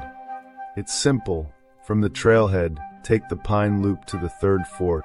Ignore the map when it tells you to bear right, and follow the faint path that shouldn't exist. Mark your way. Bring tape. Bring a toy sloth. Sit down. Close your eyes. You wouldn't be trapped forever. When the last chair is filled, you will be free. Here's a story that might linger in your thoughts. A town without doors. I don't remember much about being little. Just smears of color and sound, the way childhood always edits itself. But I do remember going door to door during Dozinki, the harvest festival in our village south of Krakow. My sisters and I would sweep through the neighborhood like a giggling plague, begging off the surplus candy, while every Annie and uncle on the street scolded the little bandits from the Dabrowski house with smiles in their eyes. Happy memories stick because later you'll need something to hold the bad ones against. My parents split. My mother took us to Warsaw to be closer to family. My father, Yarmer, stayed. He sent money until he couldn't. He phoned until the calls thinned. Visits blurred into years. The calendar shed holidays like leaves. Even our Dozinki tradition went quiet. When I was 24, an estate lawyer's letter found me. Yarmer had died years earlier. Farm equipment accident, the papers said, and no one had bothered to tell us. The state finally processed the remnants. My youngest sister got the savings, my oldest the car and anything pawnable. I got the house. No one wanted to drive south to stand in front of a stone with our name on it. They said he'd abandoned us. I remembered a different man, tired, broke, trying. and I wanted to stand somewhere that once loved me back. I put in for leave, packed, and drove toward a childhood I'd mostly misplaced. The town with no doors, the village looked smaller, as villages do when you return wearing a grown man's shoes. I took the only turn you can take, the one without a sign, guiding by the church spire the way sailors once steered by stars. The parking lot was empty. The new priest introduced himself before I reached the steps. Late 20s, neat hair, thick glasses, cassock pressed sharp as paper. "Cherniak," he said. "Welcome. Pardon the condition. The church had no doors." "Local superstition," he sighed, seeing my face. "A shepherd needs a gate to tend his flock. But every time I hang new doors, someone pulls them down." I laughed weakly. "I grew up here. I don't remember that one." He showed me my father's grave. The stone was pushed over, the plot bald and brown. Someone had scrawled a slur on the concrete vase and left it empty. The priest apologized without saying for what. I promised to set it right and walked the main street toward our old house. And stopped. Every house was open to the wind. Not open like welcoming. Open like wounded. Hinges bare. Frames empty. No doors on bedrooms, kitchens, bathrooms. A few hung insect nets or draped sheets. Some had bricked their former thresholds flush and spread welcome mats under living room windows instead, as if insisting the house could still decide where it began. Then I found home. Every window smashed. Every door ripped out. Rats skittered through my mother's ruined wallpaper. Someone had attempted a tire fire in the yard. Neon green spray paint screamed Sin Diabla across the facade. The swing set where my father used to push me had its chains clipped away, leaving a rusted gallows. A pack of men drifted up to look at my city plates. "You with the bank?" one asked. "I'm Yarmer's son." Silence, then spittle. "Want to join him in hell?" I asked who vandalized the house. Shrugs and a smile like a knife. "Could have been anyone," someone said. "Bastard earned it." There are 1,000 ways for a small town to say go home. I slept in my car. That night, something woke me at 2 a.m. Not cold, not a noise I could name. I lay still and let the village's old orchestra tune up. Crickets, birch leaves, a dog kicking in its sleep. And under that, a sound like a cello bow dragged over a bruise, a long, broken wail. The wall mourning brought stares and deliberate turning away. Only the teenagers didn't care. Indifference is its own rebellion at that age. At the east end of town, a brick wall ran low and solid along the fields. Set into it, door after door after door. Every door the town once owned, fitted and mortared so they'd never swing again. 100 handles dead under my hand. Ours wasn't there. 2 boys watched me from the corner. I bought them a 6-pack from the next town in exchange for the truth. Teenagers will sell you anything if they can frame it as a dare. They walked me to the skeleton of an old farm at the edge of the wheat, a ruin everyone had stopped seeing. Years ago, they said people heard knocking there at night. A door in a rotted frame, tapping like a heartbeat with the hiccups. One guy liked it, the first boy said. It didn't require a guess. The story went like this. One night my father opened the door. It fell off its hinges and something stepped through. The old women called it the devil. The kids called it an alien. The town named it Sleepyek, the blind one. It started knocking, the boys said. House to house. Wrong doors. Wrong rooms. Wrong walls. If you opened, it hurt you. People disappeared. Some it left behind in pieces. Families took their doors off the hinges and fed them to the wall, so Sleepyek would waste the night knocking where no one lived anymore. This is ridiculous, I said. Then leave, the second boy said with a shrug. I will when I can. The first lit a cigarette he'd been rolling, so long I'd started to think it was a rosary. Wizardsy dobers, he said with a grin that wasn't a grin. ALW doma nagel peach. Everywhere is good, home is best. The blind one that night I listened for it. At 2:30 a.m., the whale called me down the dirt track toward the wall. The moon glazed the bricks and the cemetery beyond them with cold milk. A silhouette hunched against the doors, tugging and thumping, tugging and thumping. Every few strikes it whipped its head side to side, and keened like grief had turned its throat to rust. I took a step, a beam knifed across my chest. Two little faces in a lit window shook no. Another step, and a crack split the quiet. Sleepyek tore one of the doors free. He set it on the ground and pushed down with a single hand. It broke as if it had always wanted to be firewood. The whale pitched into fury. Bricks came out like bread from a tin. Chunks thumped the grass around me. The thing clambered up onto the wall, lank and misproportioned, swaddled in darkness like a coat that didn't fit around the bones it had. I ran because the town did. Sometimes the wise thing is the frightened thing. The threshold at dawn, a white van idled outside the church. The carpenters were hanging new doors. Father Cherniak beamed like a man daring a storm. "You inspired me," he said. "A church without a threshold is a mouth without lips." "Take them down," I told him. He squeezed my shoulder. "If the Lord's house cannot stand against the devil, what hope have we?" People came to watch. Some jeered and threw stones. Some cried and crossed themselves. By evening, it had turned into a cookout, because in Poland even defiance needs kielbasa. The teenagers stole altar wine and smirked like sinners in a painting. At midnight something knocked. Pull. Smack, smack. Pull. Smack, smack. The doors shuddered on their new hinges. Father Cherniak lifted his chin and spoke as if the room were full. "This house holds no sin," he said. "There is nothing for you here." The knocking stopped. You could hear the congregation's breath slide out of the room like a silk scarf. The boys by the side exit didn't exhale. They edged toward the emergency door as if they knew a story I didn't. Sleepyek pulled again. Wood creaked. A chandelier ticked. The sound under the knocking swelled into that long, raw wail, and every face went gray. "Back!" someone shouted. "It's coming down." Faith is one threshold. Panic is another. The crowd stampeded for the rear.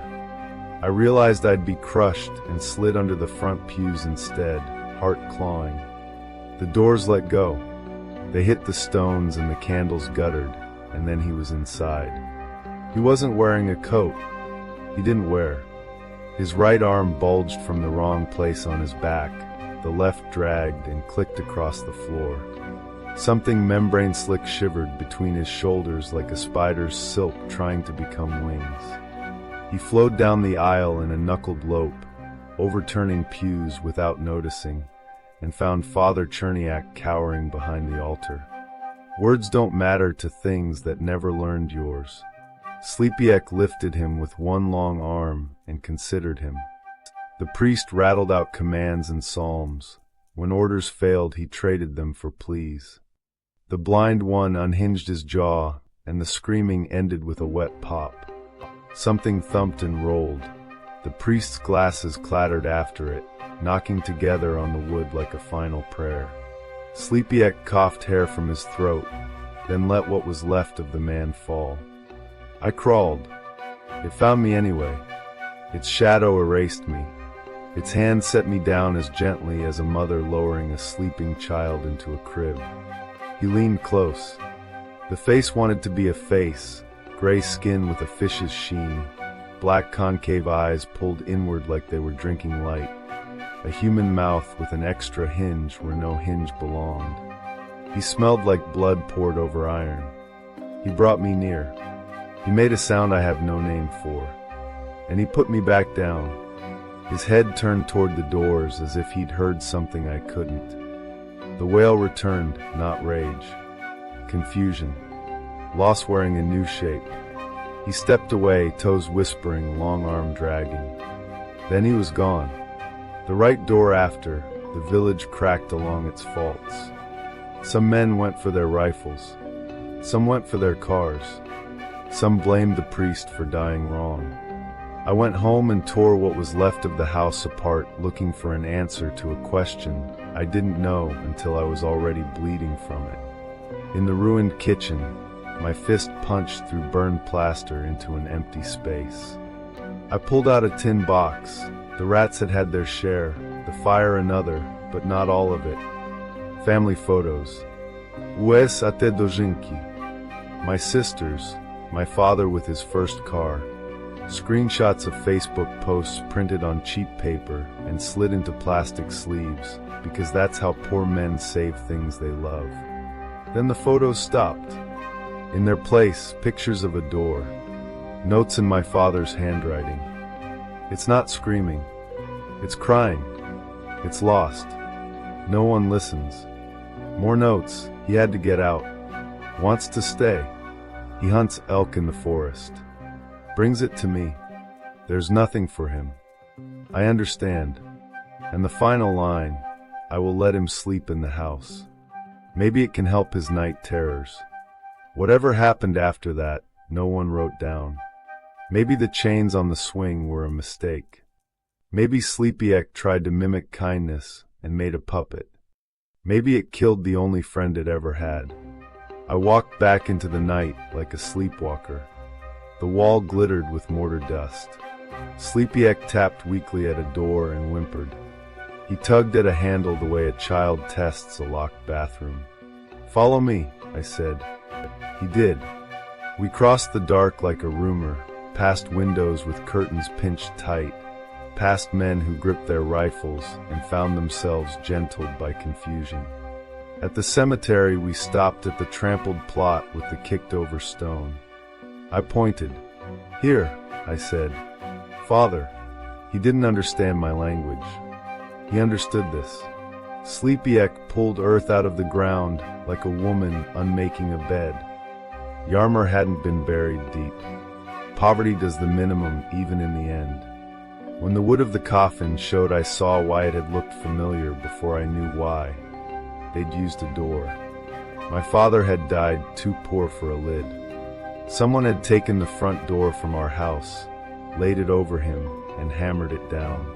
Sleepyek stroked the wood. The wail thinned to a hum. He broke the coffin open and lifted my father like a man drawing up a child who fell asleep on the couch. He cradled him. The blind one's mouth worked around a word no one had taught him and no one needed to. "Tata," he sobbed. "Tata." He walked away into the trees, carrying his dead. No one stopped him. Afterwards, the town told the police a story they could file. It's easier to explain a killer than a monster. The report stopped at the church. Somewhere a folder thick with photographs sleeps under a stack of other sleep. The wall remains, the doors mortared shut and useless now. The houses still gape, not because they must, but because people get used to fear and habits calcify into traditions faster than you can imagine. I sold the house for the price of not having to look at it again. I kept the albums. In Warsaw, when buses grind their brakes like wolves clearing their throats, I sometimes hear that long, thin wail, and I wonder about thresholds and what makes a thing belong. My father is still a curse word in that village. But the wailing stopped. No knocking at midnight. No screams scraping up through the rye. Somewhere beyond the tree line, a creature finally found the right door. And somewhere beyond that, I think anything that can love, even by accident, can find a home.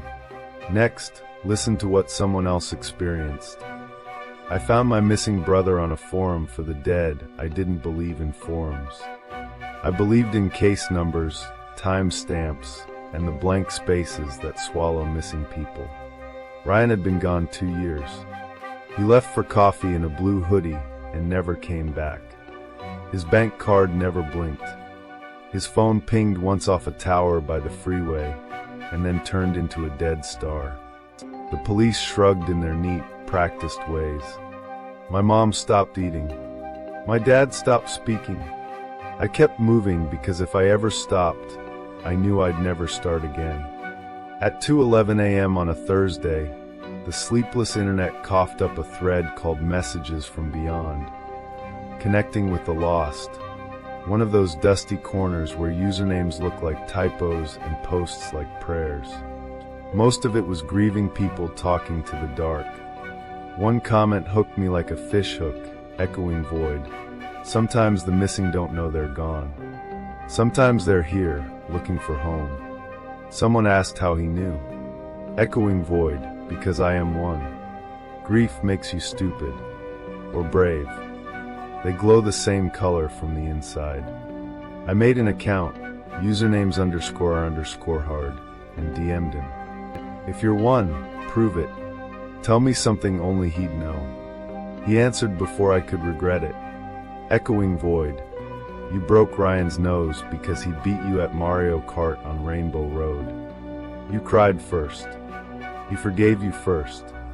You pretended not to hear. I sat very, very still.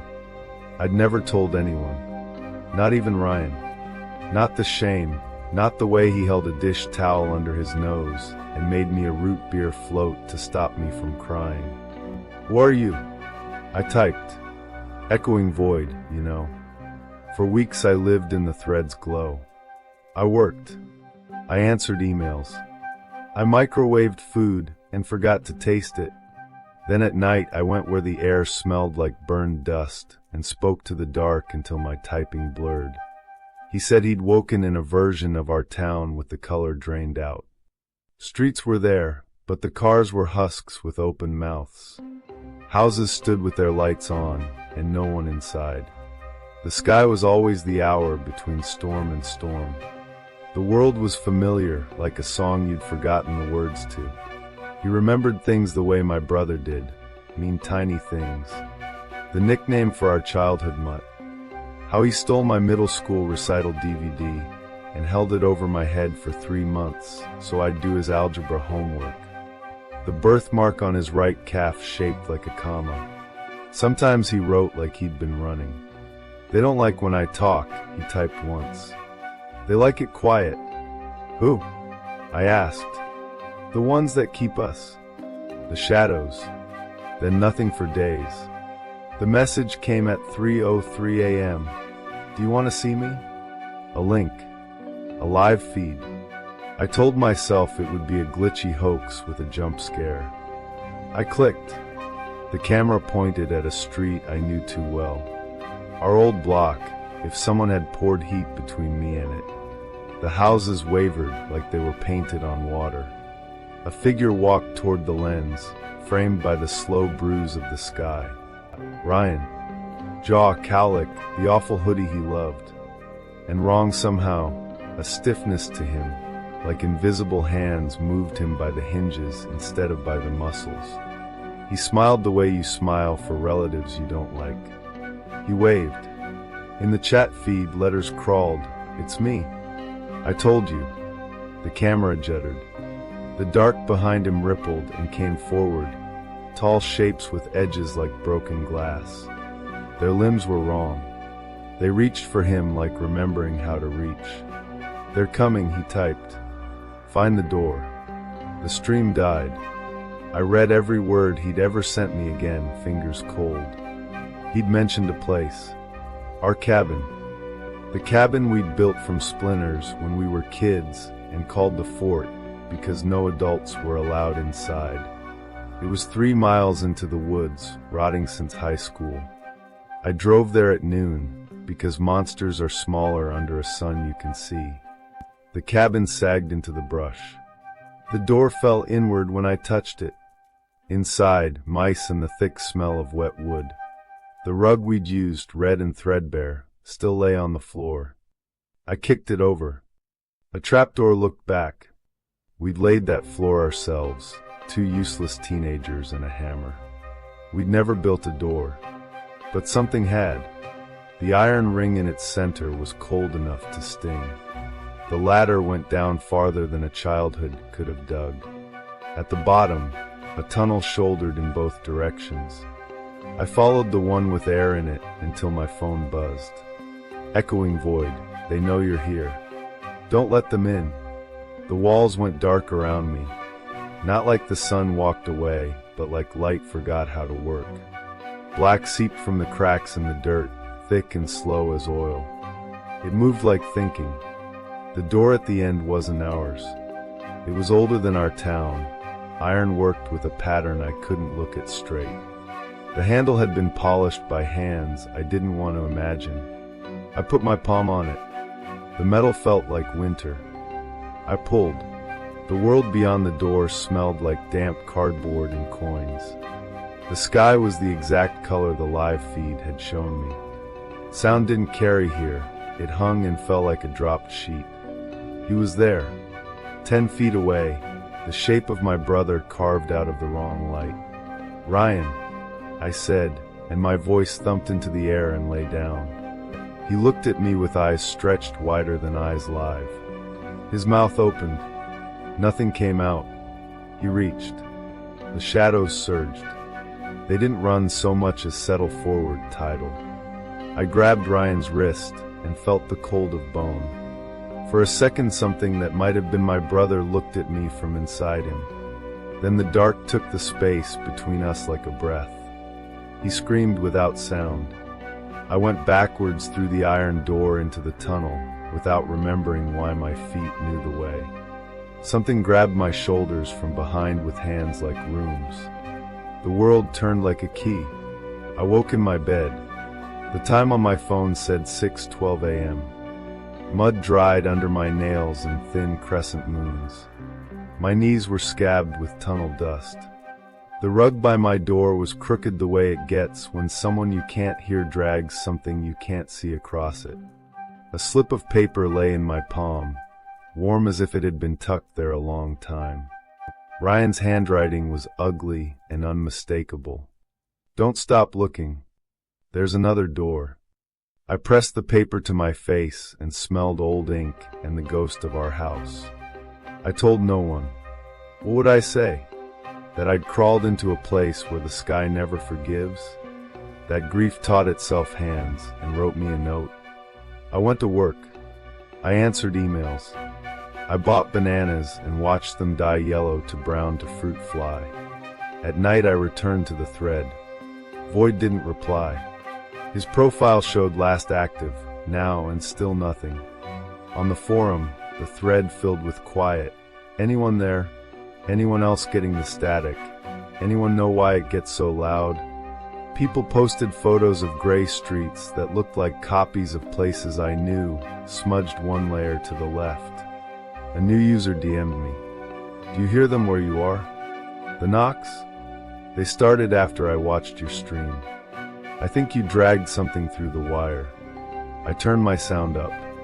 In the radiator's hiss, a steady, polite tapping started. It grew louder the longer I listened.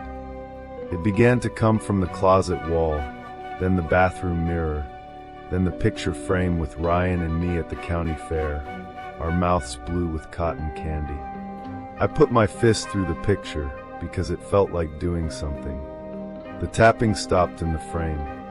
It continued inside the wall. I went back to the cabin the next weekend with a plan made of bad ideas. The trapdoor lifted easier, like the tunnel was breathing shallow under it. The iron door watched me from the end with the patience of very old things. I brought chalk and string in a backpack full of reasons. I tied one end of the string around my waist and the other to the rung of the ladder. I left the chalk mark of a square around the iron door and drew an arrow pointed home. Then I opened the door again. The gray world waited. The same quiet. The same empty houses shivering in heat that wasn't there. I stepped out and the string at my waist went tight, then slack as if it had passed through a throat. "Ryan," I called. He answered from somewhere behind a house that looked like ours if our mother had made it out of fog. He ran toward me, mouth open, eyes too wide. He looked worse, or I was seeing more. His joints moved with a puppet's math. The shadows came out from under the house like spilled ink. "Door," he mouthed. "Door." The shadows tilted toward my voice with interest. I realized too late what noise meant. Here, noise isn't sound. It's disturbance, thought shoved into a surface that prefers being smooth. I threw the note he'd written me at his chest like a talisman. A hand bigger than both of ours swatted it aside. The shadows closed. I yanked the string around my waist. It pulled. The iron door opened under my hand with a saint's mercy. The last image I carried out was Ryan's face turned toward me, not begging, not angry. Set. I woke in my car outside the cabin at noon. Seatbelt marks stamped into my chest, knuckles blooded. The note lay on the passenger seat. New ink glistened at the bottom, as if added while I slept. "You can't pull me out. You have to let me in." I know how that sounds. It sounds like madness and a trap laid by something that uses our names like bait. It also sounds like Ryan when he wanted me to break a rule with him. I stopped sleeping in my bed. The tapping loved the walls too much. I slept on the floor by the front door with the chain slid tight, as if the dead care about chains. In the thread, people started posting coordinates. Cross streets, locker combinations, door-shaped places. DMs came edged in apology. I think I found something in my basement. My sister's voice is on the baby monitor. "We don't have a baby. If I open it, will you be there?" They sent me pictures of doors that weren't doors. Stains in plaster shaped like thresholds, rectangles of darker shade in alleys, a shadow under a weeping willow that stayed while the tree moved. Then Void posted for the first time in weeks. Echoing Void, new rules. Doors listen. Don't knock. Don't call. Don't bring a mirror. If you see your house where it shouldn't be, don't go inside. If you must open it from your side. Don't make noise. If you can't close it, be quiet and wait. He DM'd me one line, "You were loud. Try again softer." In the radiator, the tapping learned my name. The second iron door was under the bowling alley. We used to split fries there and steal the little pencils. Now the alley was a carpet showroom. Carpets don't cover slanted floors as well as lanes did. You could still feel the incline under your shoes. The door waited in the crawl space, ribs of dust-coated 2x4s pressed in close. The metal looked less old this time. The carvings looked more familiar. I brought earplugs and silence, and the kind of terror that makes your hands holy. I opened the door the way you open your mouth before a prayer. The gray air slid over my skin like a wet newspaper. Ryan stood in our driveway that wasn't. He didn't run this time. He walked. The shadows gathered like weather beyond him and stayed. They swayed, curious. I didn't say his name. I didn't say anything. I set my feet and held out my hand. He did the same. We stood with our palms almost touching, and the world pressed in to listen. Then he took one step over the seam between his side and mine. It felt like pressure dropping in a plane. It felt like taking off and landing at once. The shadows surged, but we didn't move. We stood in the door, the wrong threshold, long enough to tear a seam. He put something in my palm. He did not step through. His eyes were steady and human, and his mouth looked like my brother's. And then the iron took my side of the world away, and I was in the crawl space again with carpet glue in my throat. In my hand lay a key the color of rain.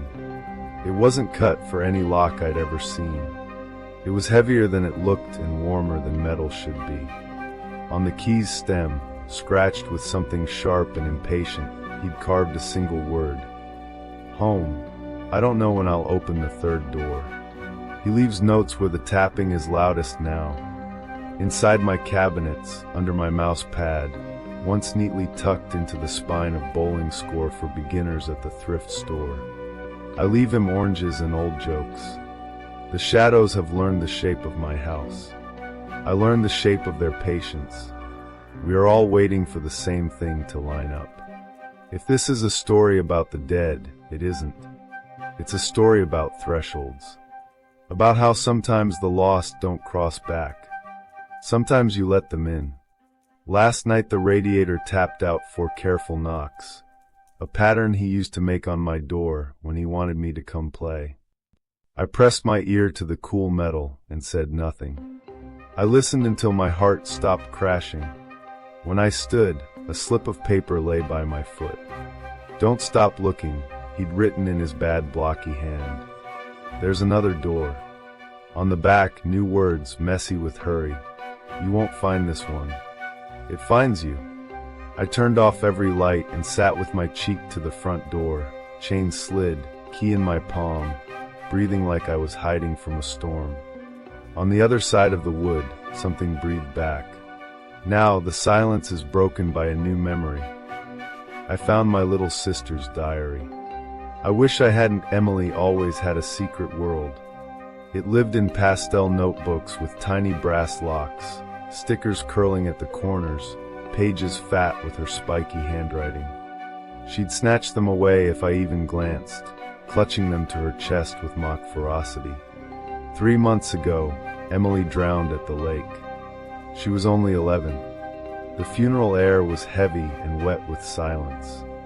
Afterward, her room became a shrine. Her bed remained unmade, the stuffed animals perched like sentries. None of us could touch a thing, until last week, when Mom asked me to start sorting. At the bottom of her desk drawer lay her final diary. The lock hung open. I thought reading it might bring her back to me. Instead, it brought something else. The first entries were pure Emily. Pizza fights with me, doodles of lopsided cats, endless lists of favorite songs. I smiled until the ink began to change. I saw the man again today. He was in the backyard, watching me through the glass. Mom says I'm imagining him, but he's always there. I can feel it. The man. No mention before that page. Just suddenly there. I told myself it was her imagination. Emily had always been quick to believe in monsters. But the next entry chilled me. Last night, he tapped on my window. He didn't say anything. He just smiled. His teeth are too big. I wanted to scream, but I couldn't move. Her handwriting tilted and wavered. Each page after became more frantic. He comes inside now. He stands at the end of my bed. He whispers my name. He says he's waiting. Waiting for what? I turn to the last pages with trembling fingers. Joey doesn't see him. No one does. He told me not to tell. He says I belong to him now. My name, written in her panic. That night, sleep refused me. When I finally drifted, Emily stood in my dream at the lake's edge, eyes wide, lips moving without sound. I woke to mud on my shoes. I told myself I'd wandered outside without remembering, until the next morning, when I found a page from her diary lying on my desk. A page I hadn't read. He says Joey will come next. He says Joey will join me soon. My blood froze. I locked my bedroom door. I stared at the ceiling. I told myself grief was a cruel trick of the mind. Then tap, tap, tap on the glass. I didn't want to look, but I did. A man stood there, thin, pale, skin stretched wrong over bone. His smile was a jagged saw of teeth.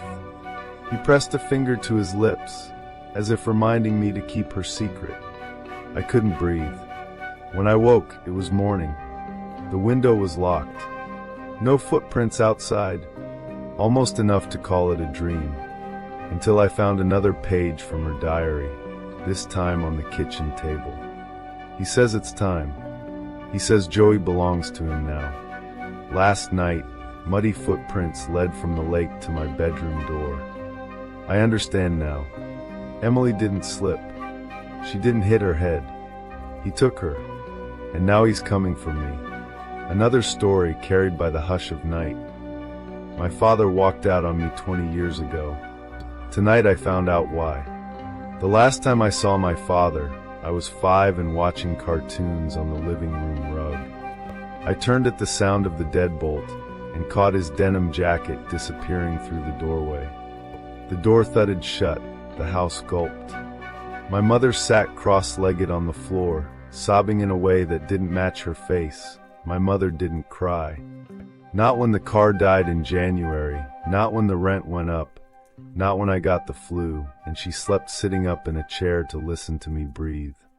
I crawled into her lap and petted her hair, copying all the ways she'd soothed me. "Where's Dad going?" I asked. Her eyes were red and glassy. "Your daddy is gone, sweetie. Your daddy left us." There was no goodbye, no forwarding address. The divorce was done in absentia. My grandmother stapled "Please Help" posters to telephone poles until the rain melted his face and time swallowed the staples. Life marched forward without him. Mom remarried a good man named Steve. I learned to say fine in therapy and graduated and Googled my father's name in weak moments at 2 a.m., finding the same nothing every time. So when the message arrived this afternoon, it slammed through me like a door in a storm. "Is this David Lewis? From Topeka? And your mom's name is Penelope? If so, then this is your father. I've been trying to get in contact with you." I stared, put the phone down, picked it up, stared again. More bubbles bloomed. "David, I'm so sorry for everything. For these years I stayed away. I really need you to answer me. I need you to agree to come meet with me." My knee-jerk reaction was that it was a scam, a soft story to soften me up, then a Venmo request for gas. I wrote, "How do I know this is really my father and not some kind of scam?" The reply came in seconds. "I promise you I'm your dad. When you were a kid you had a ginger cat named Polka that died when you were 3. You had a stuffed teddy bear you slept with every night whose name was Mr. Simon. Please, David, this is really me, and I need you to agree to meet with me." I hadn't said Mr. Simon's name in 20 years. It tasted like dust and sugar on my tongue. I told him I needed time. He answered, "Please, I need an answer by tonight." The rest of the afternoon I wrote reports with my body while my brain sat somewhere else, stunned and handless. After work I collapsed onto our bed with the phone in my fist. Alicia wouldn't be home yet. It was her late day. Of all the people I wanted to call, it was her, but she'd be with a client, and I couldn't say this as a voicemail. When she finally came in, she found me still staring at the same screen. "What happened?" she asked, already bracing. "My dad messaged me." Her eyebrows shot up. I handed her the phone. She read, then looked up, searching my face. "What do you want to do?" "You don't owe him anything. He's a stranger." "I want to know why," I said, surprising myself with how steady it sounded. "Even if it's awful. I want to hear him say it." I texted, "Where do you want to meet?" "Send me the address." He sent a pin. A little cabin icon winked in the trees 30 minutes from our apartment. Alicia insisted on coming. I promised to share my location and set a 2-hour timer. If she didn't hear from me, she'd call. The last thing she said at the door was, "If any part of this feels wrong, leave." The road out, there was a dark ribbon stitched through the trees. The cabin was prettier than I wanted it to be. Wide porch, clean lines, a stack of split oak by the steps. It wasn't the place you went to apologize. It was the place you went to forget. The door opened before I parked, and a thin man stepped out, moving too quickly as if afraid I'd drive away. "David," he said, breathless, smiling like it hurt. It was him. Older, paler, edges sanded by the years, but him. The world tilted. He didn't try to hug me. Relief and disappointment collided in my chest. "Come on," he said. We should talk inside. I have a lot to explain before it's time. Before it's time. The phrasing stuck. The cabin inside was neat in a way that felt borrowed. Mom remarried, I blurted. His name's Steve. He's a good guy. The small smile slid off his face. I know. I saw the pictures. She looks happy. I'd meant it to cut. It just left a bruise on both of us. Why did you want to meet? I said, my voice climbing before I could rein it in. If this is about money or kidneys, save it. He flinched. Tears gathered, and he blinked them back like someone unused to the practice. I'm not here to ask you for anything I don't deserve. I came to explain. I'm not asking for forgiveness. He swallowed. Just understanding. There were a dozen plausible stories I'd prepared to hate. Another family, a gambling debt, a cult. The one he chose wasn't on my list. I'm a werewolf, he said. I blinked. He didn't crack a smile. He didn't soften it with a laugh. He just stood there with his palms slightly out as if submitting to handcuffs. Okay, I said slowly, the words scraping my throat. So you're sick. You think I'm delusional, he said gently. I would prefer that. I've preferred that for 20 years. He stepped closer and lifted his shirt. A black leather holster clung to his belt. He pulled a small revolver free by the grip and offered it to me like a gift. I've spent every year since I left trying to end this, he said. Cure, cage, kill. Believe me, I tried them all. All I found that works is silver. But it has to be done by someone who loves the afflicted. Otherwise it doesn't take. His voice wavered. I don't have anyone left but you. Everything in me reared back. Dad, this is insane. You need a hospital. If you give this back to me, I might use it on you, he said simply, and I stopped moving. When it happens, I don't remember. I've done things. I don't want it to be you. He stepped toward the door, and I mirrored him sideways. He eased into the doorway and blocked it with his body, not threatening, just there. We don't have much time, he said. It'll be dark any minute. I'm leaving, I said too loudly. Please don't run for the car, he said, and for a second he sounded like the man I barely remembered, relaxed, joking, a little wicked. You won't make it. He pressed a hand to the frame.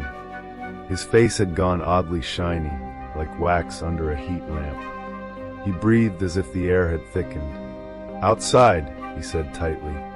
No reason to ruin someone else's house. He stumbled down the steps like his knees didn't belong to him, and I followed because I didn't know what else to do, and because, even now, even after 20 years, my body remembered the shape of obeying his voice. The sun's last slice slid behind the trees. The yard went from gold to iron. He turned to me with a look that wasn't anything like a plea and somehow was. It's happening, he rasped. I'm sorry, David. I always loved you. I hope you still. Dad, I said, stepping forward, and he shrieked a sound that ripped the air and flung his hands out. No, he hit the ground. The rest happened fast in a way movies never prepare you for. No operatic stretching, no bones knitting into new angles with poetic crunches. He split. His skin opened like paper tearing, like wet cardboard giving way, and something pushed out of him, shuddering and wrong and inevitable. The smell hit me first, copper and musk and mildew, the tang of pennies under rain. What stood up wasn't my father. Amber eyes burned in a face too long by 2 inches, for slick with whatever he'd come through, teeth crowded in a mouth that pulsed. He saw me in those eyes, God, those eyes had nothing of him in them. No kindness, no history, no me. He moved. Leapt is too pretty a word, he was just suddenly there. I threw up my arm because that's what my body knew to do when something came at my face, and my hand just happened to still be holding the gun. The shot surprised both of us. The kick jerked my arm. The first bullet hit high, and a spray of dark matter painted the night. The second hit harder, Center mass, the place they taught you on cop shows, where a heart should live. The sound he made was small and human, lighter than it should have been, and then he was sideways in the dirt like the air had been pulled from him with a string. The gun fell out of my hand without asking my permission. I ran. I don't remember the path back to the road, just the slam of the car door and the way my fingers couldn't figure out the keys and the bright wash of the headlights catching fur as I shot past, showing me a body on its side, eyes open and furious and empty. I drove in a tunnel of sound that was only the engine and my breathing and the long howl of something inside me splitting. Alicia met me at the door with her hair in a messy knot and her eyes raw. What happened? What?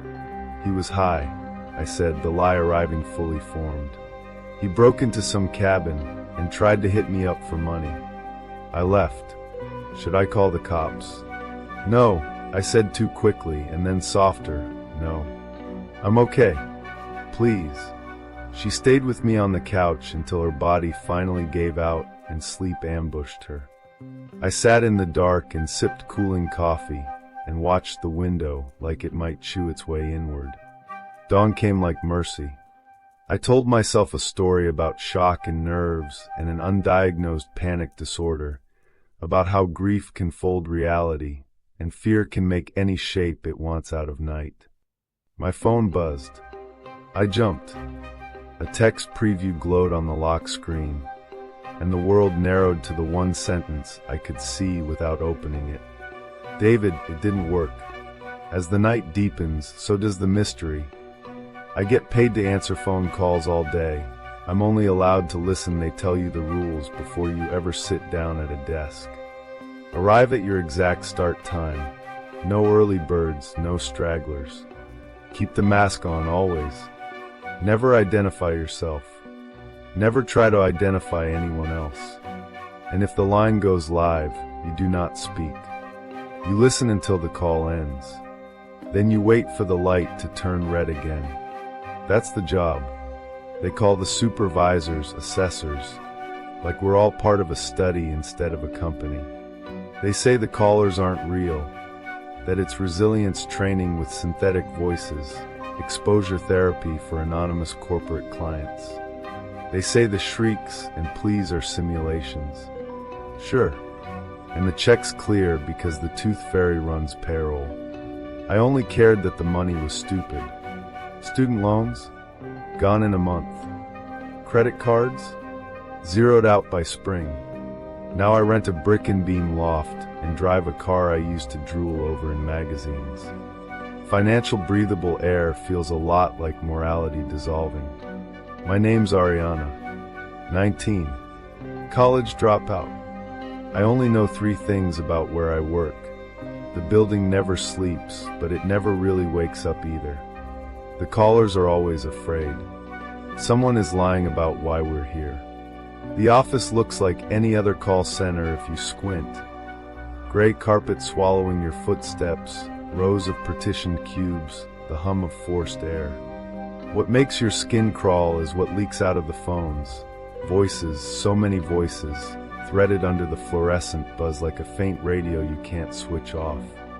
A little boy whispering that something is scratching his door and his mom won't wake up. A woman counting her breaths in a concrete stairwell while the heavy steps behind her speed up. A man whispering inside a closet, saying the footsteps outside stop every time he inhales. Different words. Same panic. Sometimes they describe this building. They'll say they see glass double doors. The stained coffee ring by the break room. The exact gray of the carpet. Then, I know you're wearing a mask. We all are. Not surgical masks. These are sleek art project half masks. Smooth plates that start below your hairline and stop above your mouth, leaving you a set of eyes and a jaw, anonymized and interchangeable. A masquerade without the glitter. We don't wear name tags. We don't say hello. If chatter happens at all, it's with hands, crosswords, fidget toys, a cheap parfait spoon scraping plastic. I call her Debbie. Not her real name, not that anybody's is. My routine is ritual now. 6:45 a.m., same elevator. Same cube by the fire exit. I set my sketchbook down, my pressure valve, where I spill the shapes they describe so they leave my head faster. Stairwells, dark doorways, things with too many joints. At 7 o'clock, the phone's indicator light wakes. Blue equals wait. Red equals answer. It never rings. They don't want the noise. They don't want you jolted. They want you trained. Answer. Hold. Listen. Breathe through the sobbing. Keep your face neutral when the begging begins. Wait for the silence that means the call has ended in whatever way it ends. I learned the job from Mabel. She's the reason I'm here. Mabel was everything I thought adulthood would be. Sharp suit, sharp car, sharper smile. My friend, almost. We went out and laughed and clinked glasses, and she never told me what she did besides. I take calls. When the debt notices started breeding on my kitchen counter, she slid me a card across a bar lacquered to a high shine and said, "If anyone asks, you never got this from me." The hiring process was 2 questions over a cold line. "Do you break under pressure? Do you know anyone else who works here?" I said no and no. They gave me an address and a start time. No resume, no background check, no forms besides the NDA I signed without reading, because that's what desperation looks like. For 8 months, I kept the rules like they were commandments. I was good, a model citizen, until a Tuesday at 1:12 p.m., halfway through a crossword, slightly hungover, when the light turned red and I lifted the receiver automatically, and a voice I know better than my own said, "Hello? Is anyone there? I need help. Mabel." I forgot where I was. I forgot there was a mask on my face and cameras in the ceiling, and that the entire job hinged on me never saying a word. "Mabel?" I whispered. The office froze. You can feel silence in that place. It pads out, thick and velvet, until your breath sounds like a gunshot. Every masked head within earshot angled toward me. My cheeks went hot behind the porcelain. On the line, a beat. Then, "Ariana?" I should have hung up. Instead, I listened. Her voice wasn't right.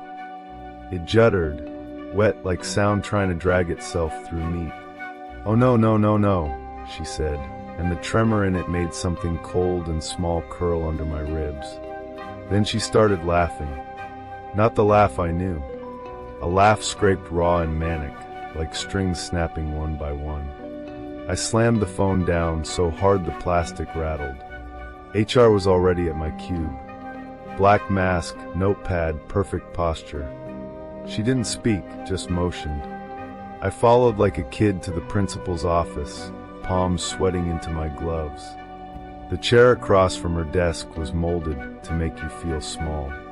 "You broke the rule," she said, pen already moving.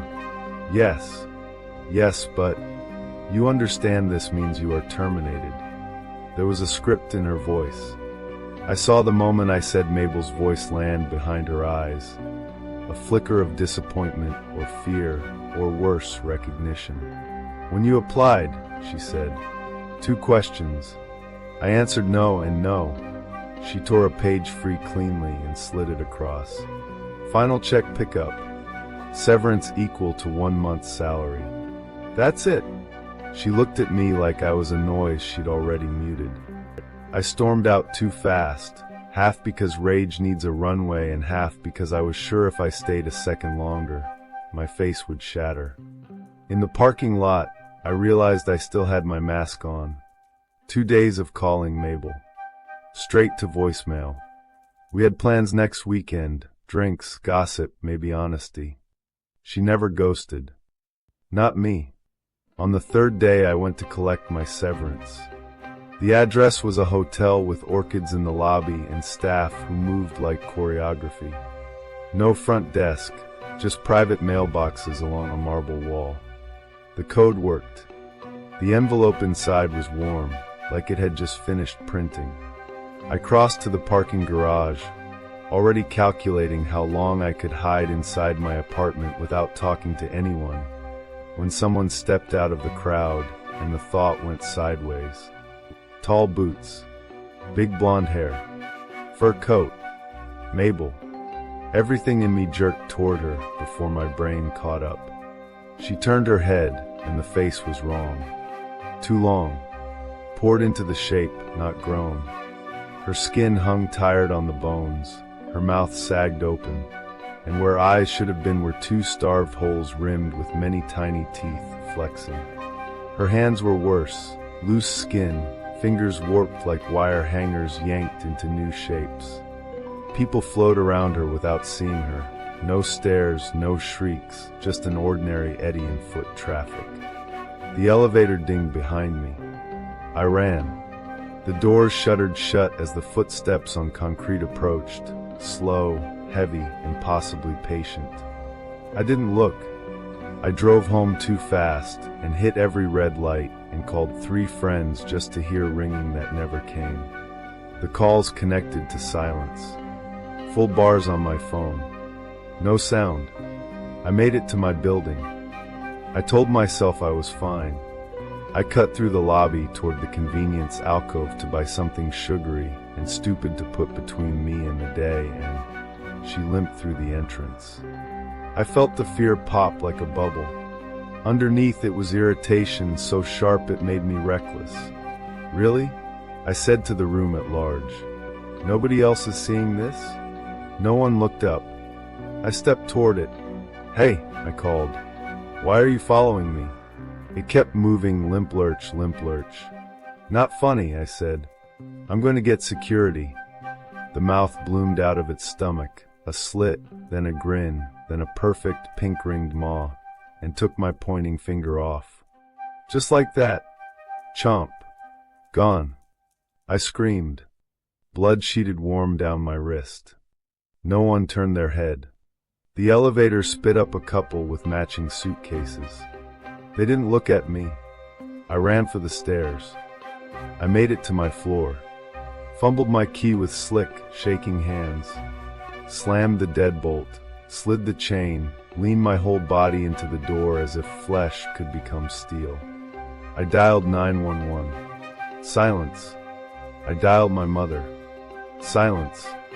My hairstylist. Silence. Bars full. Brain empty. I pressed my eye to the peephole. The hallway was a strip of beige and silence. I bandaged the bleeding, swallowed painkillers dry, and opened my laptop. No internet. No email. No error messages either, just blank like the world had taken its toys and left. The shadow under the front door appeared. Stayed. Hours passed. It didn't knock. It didn't move.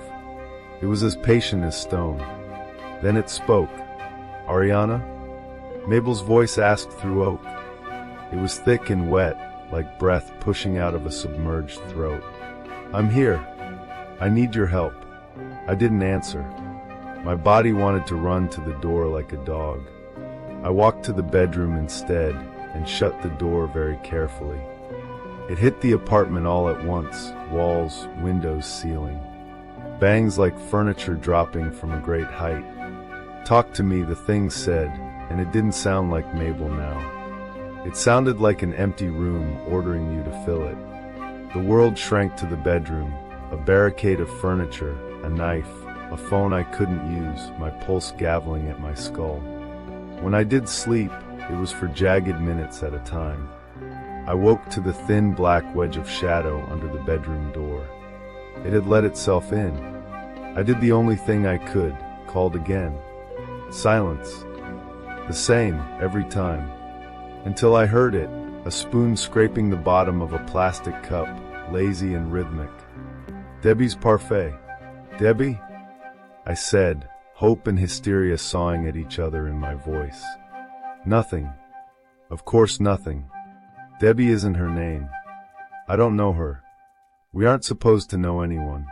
Please, I said. We work together. I know we do. I recognize the parfait. You have to help me. She didn't answer. That's when I finally understood. The silence wasn't failure. It was obedience. My calls were being routed straight back to the call center. The people on the other end heard me exactly like I'd heard everyone else. I started laughing. It came out wrong, high and cracked, a sound like glass under heat. The thing outside the door went very still, as if it were listening to see if the moment I broke would make a different noise.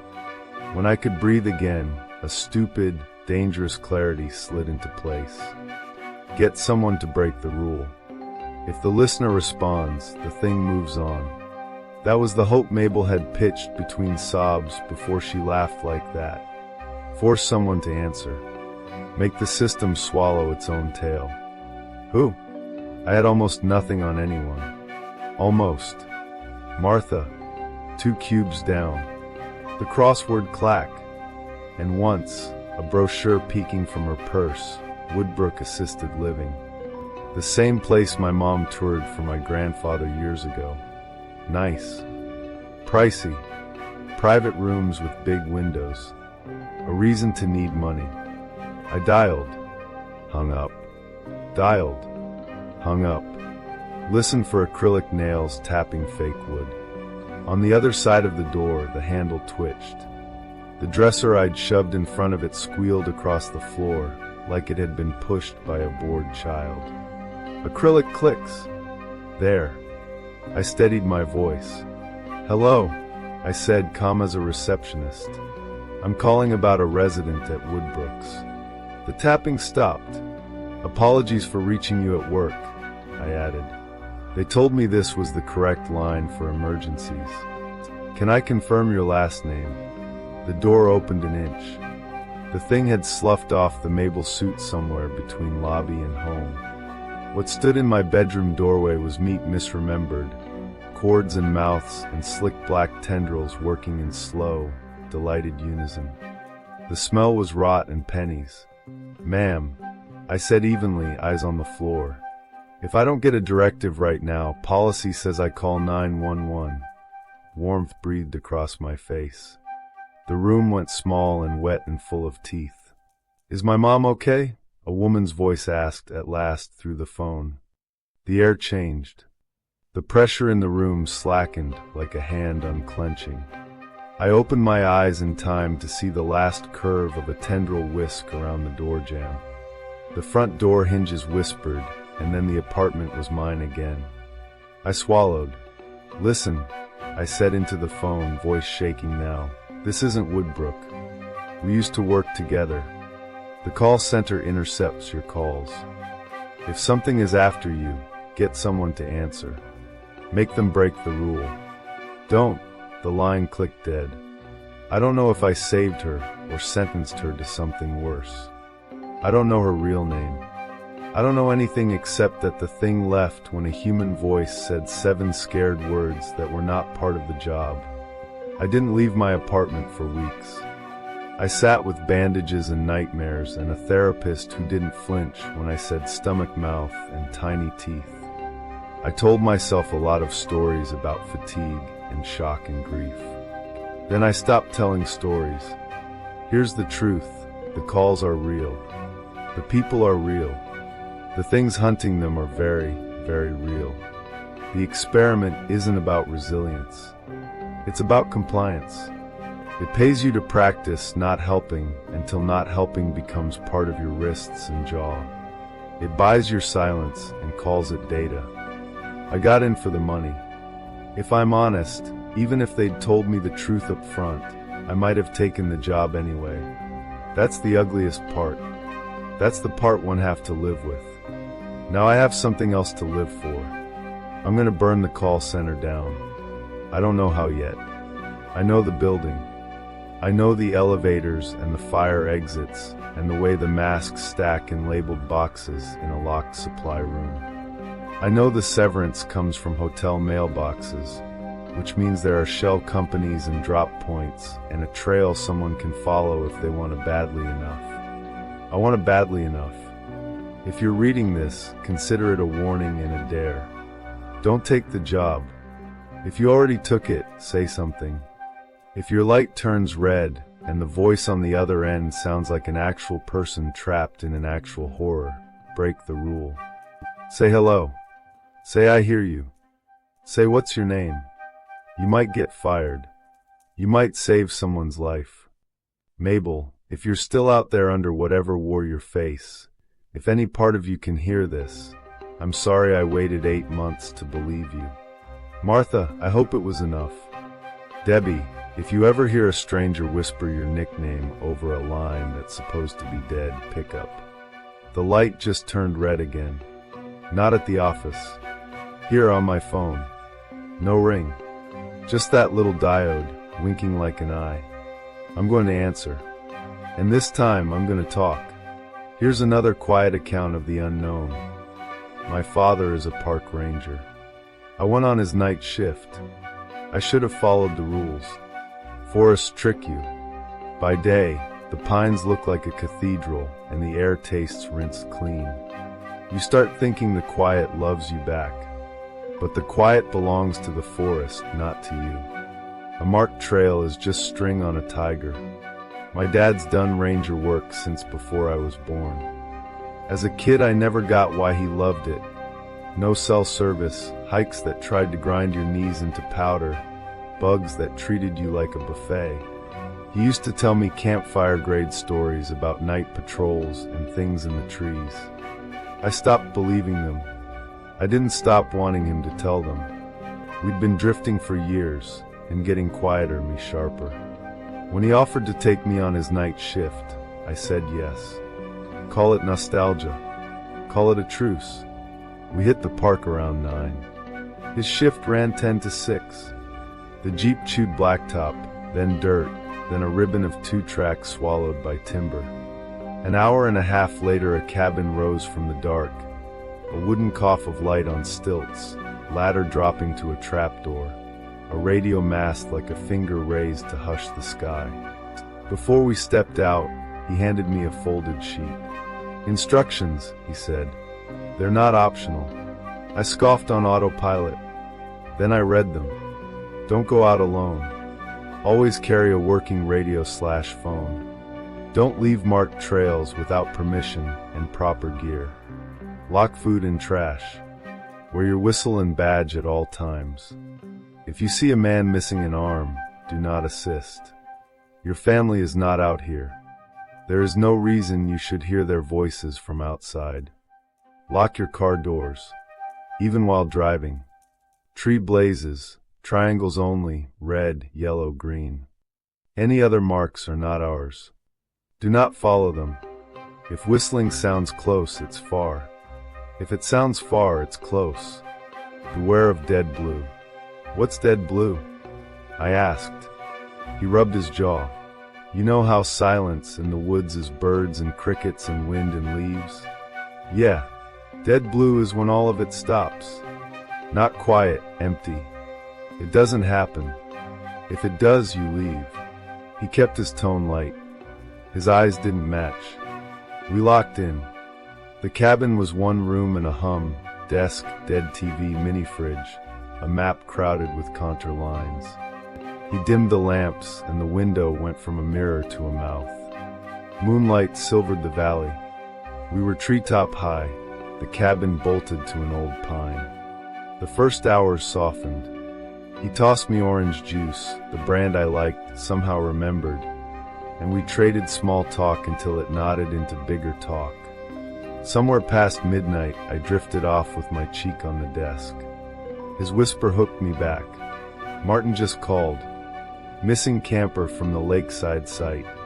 Who's Martin? I mumbled. Ranger post 10 minutes out. Through the radio, a man's voice crackled. Don't bring the kid. I'll keep him in the car, Dad said. Paul, it could be one of those nights. We won't be leaving the vehicle. You can't guarantee that. I'm not leaving him here alone. Silence. Then leave him. I'll pick you up. Dad cupped a hand over the mic. He flicked his eyes past me to the black window, then away. Martin swinging by. You stay here. Lights off. Door locked. What did he say that changed your? It's safer. He hesitated. I'll call you from the road. I wanted to be brave more than I was. I nodded. He went down the ladder, and darkness ate him. A pair of headlights ghosted through the trees and vanished with him. The cabin exhaled. I didn't. I watched my phone crawl through minutes. At 2 a.m., someone knocked on the trapdoor. The sound landed like a dropped stone. Another knock. My throat tightened around my name. Kev, my dad called up cheerfully. Open. It's cold. My hand went for the lamp, then thought better and killed it. The room went black. The valley became teeth. You don't have a key? I asked. Locks from the inside, he said. Right. Did you find the guy? Yeah. Drunk. Walked him back. I realized I hadn't heard the ladder rattle, or an engine on approach. How'd you get here without Martin? I asked. He drove me. Didn't see headlights. Lights off. Bears. A beat flattened. Open up, Kev. I unfolded the rules with shaking fingers. My thumb found number 6. Your family is not out here. There is no reason you should hear their voices from outside. I called my dad. 3 rings. A whisper. You okay? Someone's pretending to be you. He didn't waste time asking if I was sure. Lights off. No talking. Don't open. I turned them off now. I talked a little. He inhaled through his teeth. Stay put. I'm coming. What if it hears you? We have ways, he lied kindly. I love you. Sit tight. Below the floorboards, my dad's voice, the voice kept at it. Kev, did you call someone? I lost my phone in the woods. Whoever's calling you isn't me. It's not me. It's not me. It's not me. It chanted until the words went raw. My breath stuttered. The cabin rotated slowly around a nail in my skull. Shut up, I snapped. It did. Footfalls thumped against the wall. Then the roof. Scrapes traveled overhead like claws testing bark. I clamped a hand over my mouth and tasted salt. A face lifted into the window. My father's face. Pale in moonwash, eyes dark. He tapped the glass gently, like he hated to bother me. We stared at each other. I didn't move. The cabin sits 10 meters up. There is no platform at that window. There is nowhere to stand. Blood threaded from one nostril. It knocked again. Then, slowly, its mouth pulled up by its own fingers until it made a grotesque smile. My phone rang. Where are you? I whispered. 2 minutes out, Dad said. If it's at the window, don't look at it. I already did. It won't matter. I'm almost there. Headlights finally stitched between trees. The thing twitched, looked toward them, looked back at me, grinned wider, and dropped away. Gunshots cracked the night like snapped icicles. A minute dragged. Then boots on the ladder. A shadow at the hatch. Kevin. Dad's voice breathless. He climbed in. I threw the bolt wide, and we crashed into each other. He was solid and shaking and warm. I'm sorry, he said into my hair. We're leaving. We stepped onto the landing. The world dulled. No wind. No chirp. No distant branch talk. The forest held its breath. Dead blue. I didn't think. My body did. I ran for the Jeep, dove into the driver's seat, locked every door. My father stood in the beams, squinting, confused. My phone buzzed. Martin split up. Paul took an ATV to you faster. If he beats me there, he'll text you to meet at the checkpoint. He's alone. I floored it. The thing in the headlights wore my father's outline for one slack second before the bumper took its legs. It folded wrong. I didn't look back. I drove until the trees unspooled into the checkpoint and floodlights carved the world back into pieces. Martin skidded in behind me alone. Where's my dad? I asked. Took the ATV, he said. Told me to circle to the checkpoint. Texted me once you were safe. I showed him the text. He's alone. We waited. Dawn opened like a bruise. Radios barked. No one had eyes on Paul. No one had his ping. I'm writing this with coffee I can't taste and a hand that won't stop shaking at the wrist. They keep telling me to sleep. I keep replaying the moment the air went empty and my foot hit the gas. I don't know where my father is. I know what isn't him.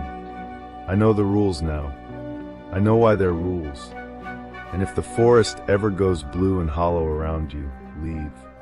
Don't argue with the quiet. Don't answer the voice that knows your name.